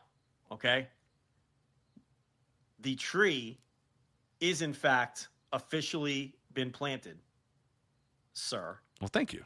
Good for you. Well, it wasn't me. You can thank One Funky Note, who sent proof of his receipt. Wow. Okay. So the tree is planted. Well, you're not going to follow? You're just going to decide that he did it for us? Well, I feel like the work is done. No, plant a fucking tree for Pete. The work is done. The work is done. Thank you, One Funky Note. Nah, I'm planting a tree for Doherty right now. So, yeah, he sent the receipt is in the. His poor family is going to be like, why did all of a sudden? Yeah, don't make a mockery of it. The tree is planted. No, I'm going to plant this tree. Let's go. They're going to be very confused. Yeah, I guess someone's going to then be like, well, you have to. Yeah. Maybe I'll pay. Maybe we pay back One Funky Note for the tribute. I'll send some money to. That guy's loaded. Don't worry about him. Is he? Do you know that? From what I understand. Yeah. Really? That's the information I have. That One Funky Note is loaded? Yes. Why does he sponsor the show then? Independently wealthy. Wow. Good for him. Yeah. Mm-hmm. Like Hiroki Goto. I don't think Hiroki Goto is independently wealthy, though, isn't he? I believe so. I think Goto has rich parents. I don't think that makes you independently wealthy, does it? Well, I mean, eventually you will be when they pass, when they croak like Pete Doherty. Yeah, but right. That's just word on the street. Interesting. Okay, well then. It's fuck his him. Friend, he could afford the $40 then. The thing is, his friends call him One Funky G Note. We can't do Tuesday shows ever again. It's the last Tuesday show we will ever do. I apologize for making you do this on a Tuesday. This is what I get. I rip you away from NXT, and this is what I get. I get Silly Joe the whole night. I'm off kilter. I don't know. It's ridiculous. You know what you're doing to me. This is me. Look. You're not tired. Thursday, I guess you're not tired and burnt out as you usually are on Thursdays. Thursday is work, Joe. I'm clocking in. You getting everyday Joe on a Tuesday. This is me. Imagine how my wife feels with this kind of banter nonstop. MLW Fightland. Yeah. Can't believe it's already 3 hours. Did we preview the whole anniversary? That's it. That's all I got. I don't know if that's the full show, but that's what I got on my list. Listen, last week we said Mystico's the wrestler of the year, right? This has to be the promotion of the year, right? Oh, yeah. Sold this bitch out, by the way. Building packed, hanging from the rafters here. This is kind of the apex of their year. It's their big show. Mm-hmm. So I want to tell people, get on Triller and buy that fucking show and listen to Chris Cruz and the Duke of Dorchester, Pete Doherty, call it in English, Because if you haven't been following CMLL during this hot run that they've had really over the last 2 or 3 years at this point, this is a perfect time to jump in. This is the great jump off point. Yeah. It's going to run you $20. You're going to get English commentary. Let's face it. It's going to be Walker Stewart. Why are we even beating around the bush? Who else are they getting?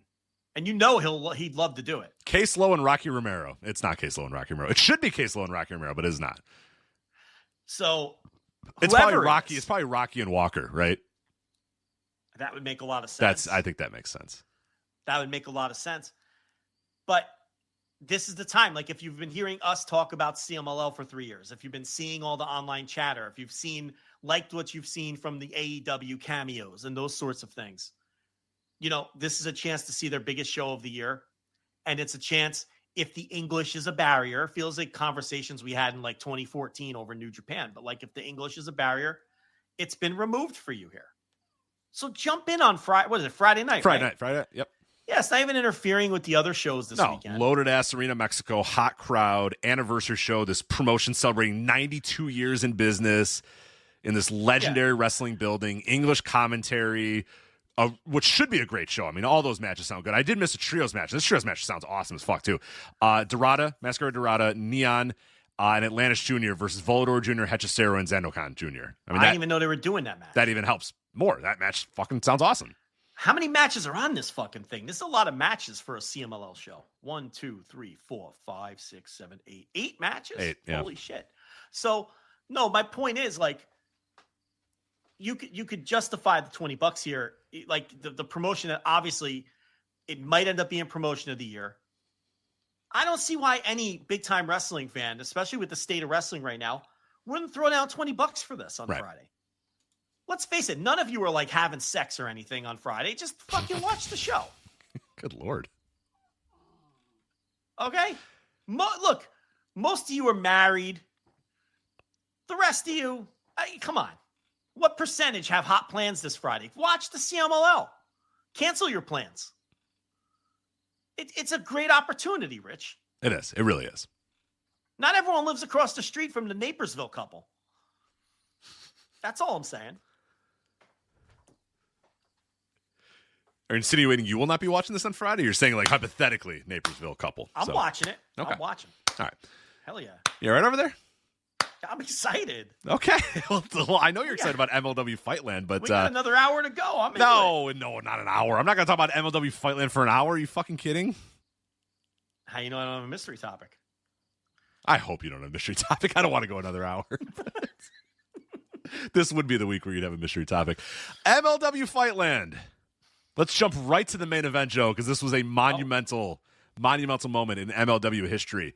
So the match, finally, once and for all, for the final time ever, we're going to get Matt Riddle versus Donovan Dijak 3. They've tried 3 different times to make this match happen, and finally here at MLW Fightland, it happens. And then all of a sudden, Matt Riddle's music plays. Again, even though he's in the ring. Then the music shuts off. That too.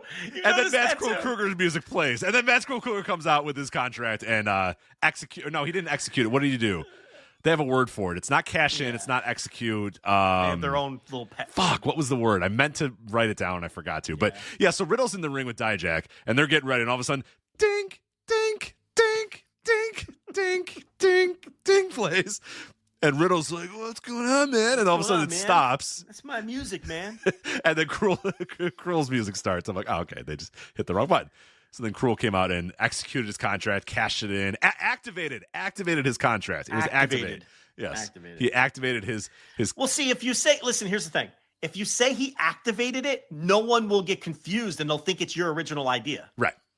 Right. So he activated his, whatever the contract thing is called in MLW. Which is also in a briefcase. But see, if you say activated. It's different. It's different. Yeah. It's different. So then they made this a 3-way match right out of the gate. So it wasn't like a surprise. He just did it at the beginning of the match and jumped in. And then, it was a match. And Mads Kruger defeated Matt Riddle, pinned Matt Riddle to win the MLW World Heavyweight title. So my question to you, is this it for Matt Riddle in MLW? Because I think they're still advertising him, though. Oh, really? They're okay. Yeah, they're still advertising him. But it wouldn't shock me because he had another meltdown. The guy's a ticking time bomb. He's got red hair now for some reason. This doesn't end well. No. So would I distance myself from Matt Riddle? Yeah. I think I would. And I'm not sure what the benefit is anymore, because it's like, how many people are going to shows to watch Matt Riddle? How many tickets are you selling to get Matt? I mean, how many additional tickets are you right. selling? I mean, the best drawing thing they have is the Lucha guys. So I don't think he makes a difference at all, but I don't think he makes a huge difference if he's making any difference. So, and the downside is he can bring you some very bad PR if something really bad happens. Yeah. He seems not stable to me. Things don't seem to be going well. Yeah. Yeah. To say the least. But they put the title on Mads Kruger, and that's where we're going now. So we'll see. It remains to be seen. We'll see what happens with Riddle. It seems like there's still. It didn't feel like a write-off necessarily.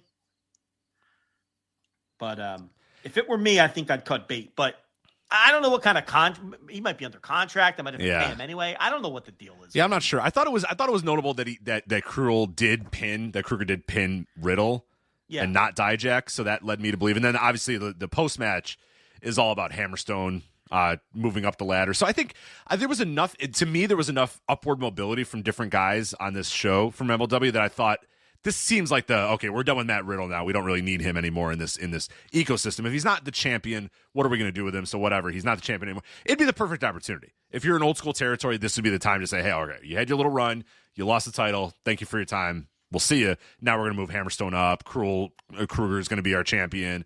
Dijak is still going to be in the mix or whatever. It to me, it'd be the time to do it if you're going to do it. Also, like you said, the personal stuff too. It makes it a good time to do it too. And I just don't know if there's much upside to having Matt Riddle on your show anymore. But we'll see. Who knows? But wasn't he advertised for the Don Gato thing? I guess you could just tell him no thanks. I mean, you don't have to. I don't know if he was on that. Did they say he was going to be there? The Don Gato Charleston show? Let me see if I can. I don't know for certain. Yeah, Don let's Gato, see if they have MLW. anything. Let's see what Gemini has to say. Well, he is on the poster, front and center on the poster. Yeah. Like, but that could have been before they made a decision. You know what I'm saying? Right. Because this says here, and this was obviously done, many weeks ago. Says MLW World Heavyweight Champion Matt Riddle will be there. But that obviously can change. That doesn't mean like that's what I'm saying. So who knows? He's still advertised for future shows, but if this is their chance to cut bait, I think they should probably take it. Yeah. So let's talk about. Well, I'll jump to this match soon, then we'll kind of go out of order here. Texas Death Match. Alex Hammerstone defeats Matthew Justice in a really good. I thought this match was really, really fun here. And you know me, plunder matches don't do much for me anymore, but Justice is one of the best at them, and Hammerstone was great in this match too. And I'm a believer again in Alex Hammerstone. I ebb and flow with him a lot. I go hot and cold with him a lot. There's always times where I think, oh yeah, this guy could be a thing, and then I get bored of him, and I'm like, no, it's not going to work. I think I might be there. So now they clearly think there's something here too, because they did a promo package before the match where MJF appeared. And MJF was basically talking him up and saying, man, you and me used to be in Dynasty, and now I'm running All Elite Wrestling, and you need to start running MLW or whatever. Just a cool promo to kind of make people, if you're not aware of Alexander Hammerstone, he gets the rub from MJF. He gets, the pep talk from MJF. And then he goes out there and he wrecks. He wrecks Matthew Justice, beats him with an inch of his life, wins that match, and then after the world title match, beats up on Kruger, beats up on Donovan Dijak. So the idea here is that he's sick of being on the sidelines and he's ready to start taking over MLW again. So that's cool. And they did in one night. They kind of have you like, yeah, this guy could be a main eventer again in this company, and that's good booking. Yeah, they did the bit with MJF with him too. With MJF putting him over in the pre-tape. So, and MJF really played that straight. Yeah. There was nothing, he didn't put down MLW at all. He treated it as the same level as AEW really in the promo, the way the promo was laid out. Yeah, like I said, he said, I run AEW and you can run this place. So let's do it. Right. We used to run Dynasty together. Now I'm in AEW, you're here. I run there, you run here. Click their beer bottles, and that was it was he just played it straight, So he was doing Hammerstone a real solid there, I thought. But Yeah, Hammerstone. How about that roid gut? Oh my god! Oh my god! Yeah, it's big. It's a big one. Jeez, it's a big one. He's in boy. He's putting some effort in. I'll tell you that. Yeah. He is putting effort in. But that gut is good stuff. You got the Winstrol 5. He's got that old school stuff. Yeah, the Winstrol V. But yeah, no, it was a really good match. It may have been the best MLW match of the year. I mean, it was a really, really great plunder match. So yeah, it's Hammerstone's back, and fuck, I mean, they may as well push him, especially if Riddle is gone. Yeah. Why not? I mean, fucking look at him. I mean, it's got to do something with him. He definitely stands out. He definitely is unique in a lot of ways. So yeah, it's kind of like we used to talk about Eric Young in TNA. Like when Eric Young's in TNA, he's a credible top guy, but anywhere else he's not. That's like Hammerstone with MLW. Like if Hammerstone's in MLW, he's a credible top guy. Anywhere else, it just doesn't work. So that's my comp for Alex Hammerstone. Yeah, this is like the place for him. And this Eric Young he's TNA's Eric Young for MLW. That works. Definitely works. Templario defeated Akira Kwan to win the world middleweight title. So Akira Kwan thought he could steal this title, and Cesar Duran and Selena De La Renta said, no. You got to earn that title. And then earlier in the night, he shows up. And Cesar Duran and Selena De La Renta are having the most normal conversation a father and a daughter have, where Cesar Duran's like, do you remember when we were drinking the Don Gato tequila? And Selena's like, I remember, but do you, Daddy? You were drinking so much Don Gato tequila, I'm not sure you remember it. And he's like, no, I definitely remember it. What do you mean I remember it? I definitely remember drinking the Don Gato tequila. Right. What do you mean? Like, Don Gato tequila. So if you remember, I drank Don Gato under the table drinking the Don Gato tequila when we drank the Don Gato tequila on that night when we drank the Don Gato tequila. And then Don Gato shows up. Yeah, and then Don Gato shows up. And now what they're doing here in MLW, similar to how they do with the Opera Cup, we are now just, Don Gato is a Lucha Libre legend. He is one of the most legendary Lucha Libre wrestlers of all time. And now he's here in MLW. This guy, this random dude in this mask is the biggest Lucha star in history, basically. Yes. Duran just to put him over, like he's just an unbeatable champion. So, and then they drank Don Gato tequila together, and then Akira Kwan showed up. Right, and then Akira Kwan's like, this is bullshit, this is my title, and they're like, no, you can go out there and you can win the title. So he was like, I'm going to do it anyway, and I don't give a shit about this tequila, this Don Gato tequila, which I've heard is very delicious. No. This is how he said it. You're leaving out the key part. Because he's a pro wrestler, and he forgot he was doing a promo, he said, well, you guys could screw me over and you could get all wrapped up in these tequila gimmicks, but he called it the tequila gimmicks. It's so good. Because he's a pro wrestler, and that's how pro wrestler, everything's a gimmick. He called it the tequila gimmicks. That's awesome. So, I don't know if I heard that. So anyway, he goes in the match here. He's trying to cheat. Contra units trying to come and cheat for him. Yes. Nay. Don Gato shows up. The legendary luchador Don Gato shows up and sends them all packing. And Templario gets the win. And Don Gato shakes his hand and then hands him a bottle of Don Gato tequila. Yes. So we have a new middleweight champ. Everyone's drinking the Don Gato tequila. And we're all happy. I just love that they're like, he's one of the most legendary luchadors of all time, and he's here in MLW. It's like, come on. Who's under the mask? Big guy. I have no idea. He's a big guy. He's got big eyes, too. When Akira Kwan was talking shit to him, he opened those eyes nice and big, kind of looked at him like, what do you... Big dude. It's got to be someone that was in the locker room, right? So let's see if we can work this out. Who was on the Fury Road show? Let's see.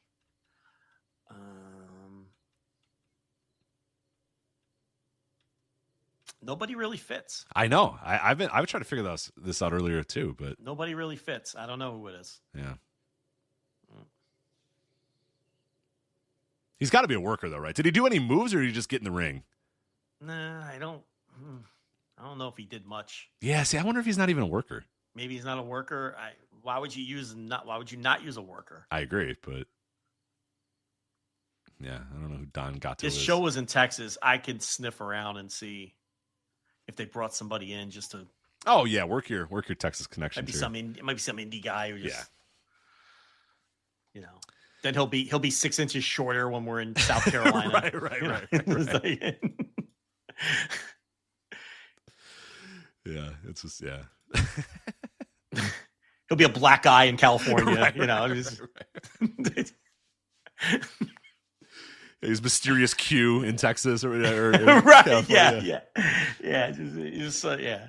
So I'll see if I could find out. Probably won't be able to. So we had some opening round matches in the Opera Cup. So I love this. So Tom Lawler was on commentary because obviously Austin Aries, the genetic, the KOC, he can't do commentary because he's got to get ready for his Opera Cup first round match with Kushida, which was fine.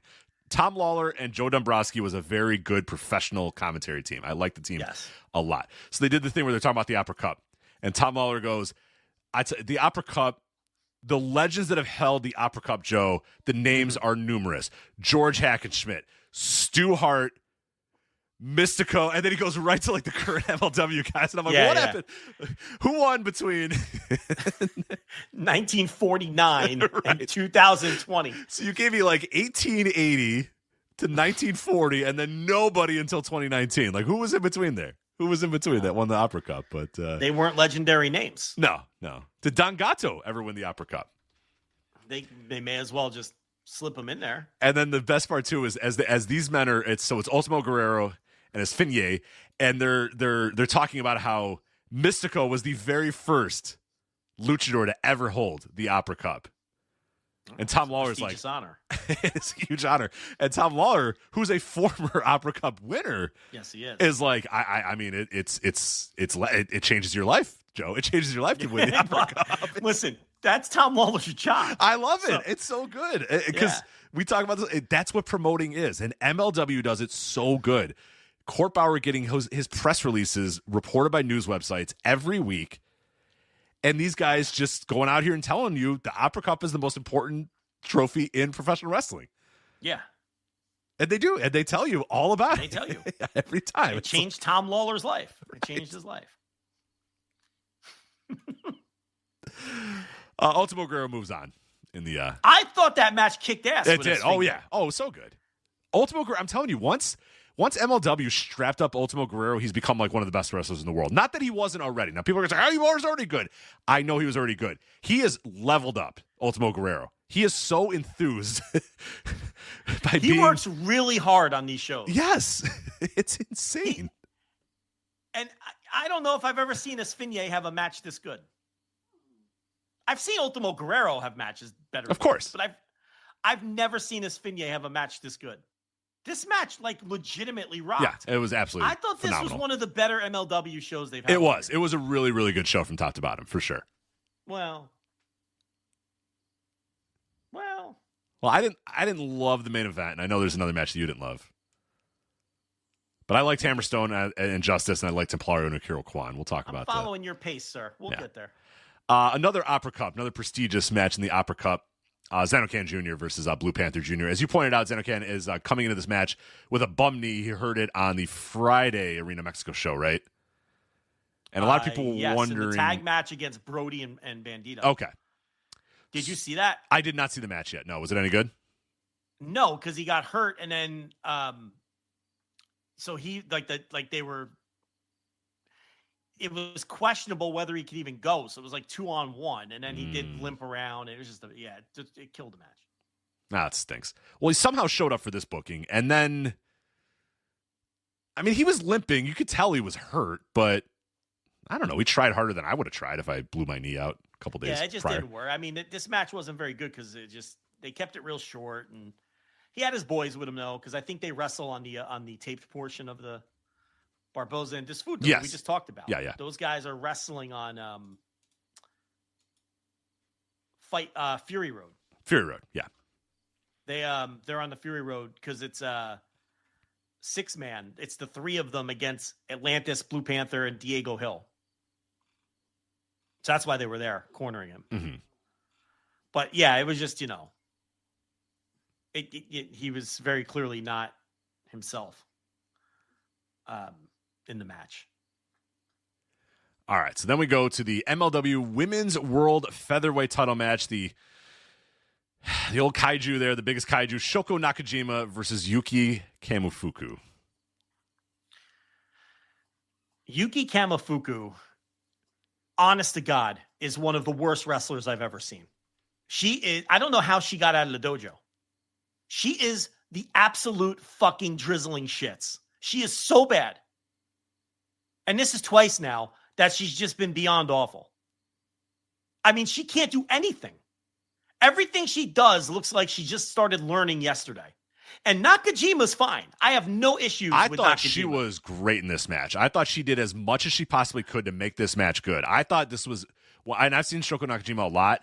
I thought this was one of the best performances I've ever seen from her, and an incredible performance to try to make something out of this match. And I think she made something out of it. A sliver of something, because I'm with you. Yuki is horrible.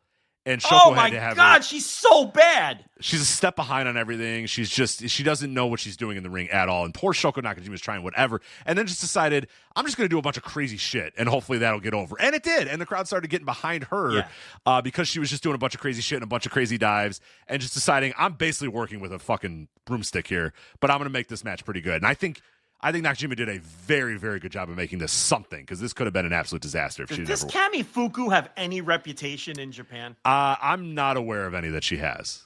She is putrid. Yeah, she's not. She is fucking putrid. I mean, she is really, really awful. I'm not doing this for effect. She's awful. Why would you even book her? Like, does he get to pick? Did he pick her on purpose? I don't know how she ever got out of a dojo. She's 32 years old. Yeah. She's been wrestling since 2017. Oh, that's rough. Yeah. Find a different job. This one ain't it. This job ain't it. I mean, she is terrible. Yeah. To the point it was pissing me off that I had to watch her. I bet she was. And she was in there with that Uehara last time. And that was brutal. At least here she was with Nakajima, who is good and could make it into something. That Uehara match was one of the worst MLW matches of the year, and that was at in New York. This one, the Nakajima was really good. I have no complaints with her. For her to have to wrestle this person and get anything decent out of it was a fucking miracle. So anyway, she retains the title. And I hope we never have to see this Yuki Kamifuku again. I never want to watch that person wrestle ever for the rest of my life. That's how bad she was. The Delmi Exo effect, where I'm like, okay, I'm good. I never want to see you ever again. Delmi Exo's way better than her. I'm sorry, she's way better than her. You're probably right. And that tells you what levels we have here. Fury Road's on the 27th. We got Shotzi Blackheart versus Alejandra Quintanilla. Opera Cup action. We're still in the first round. We're chugging along. Volador Jr. versus Teton and Paul London versus Okamura. Rich Craich, we're having a lightning match. Satoshi Kojima versus Mr. Thomas. Oh, hell. Lightning match between Kojima and Mr. Thomas. That's right. Lightning match. Satoshi Kojima versus Mr. Thomas. How could you not love MLW? I don't know how you can't love it. Who doesn't love? I don't know. Read that again. If somebody's listening to this and they're saying, "Why do you guys talk about MLW?" Read that match again for me, please. Listen, it's the end of a 4-hour show. This is probably part 6 that you're listening to on your weekly commute to get through the show. In case you're not laser focused right now, I'm going to repeat myself. MLW is having a lightning match, and the participants are Satoshi Kojima and Mr. Thomas. Fucking awesome. A 10-minute sprint with Satoshi Kojima and Mr. Thomas. Letting it all hang out, which is actually pretty smart because Kojima's never going past 10 minutes. Hell no. Hell no, he isn't. Oh, Mr. Thomas. So good. What was he in the Devastation Corporation? What was his name? Blaster McMassive. McMassive, yeah. And Satoshi and the strongest arm in a lightning match. Do that in Arena Mexico, please. Yes. So Zandokan Jr., Defunto, and Barboza against Atlantis, Blue Panther, and Diego Hill. Remember, taped the same night. Sandokan might not even tag in. Austin Aries versus Kushida, which I don't know if you saw, but somebody tweeted or blue skied or something. No, there's no way Austin Aries is on blue sky. Yeah, are you fucking serious? I believe that man is on X and pays for it. Yeah, it had to be a tweet. That man is on X and pays for it. Gladly.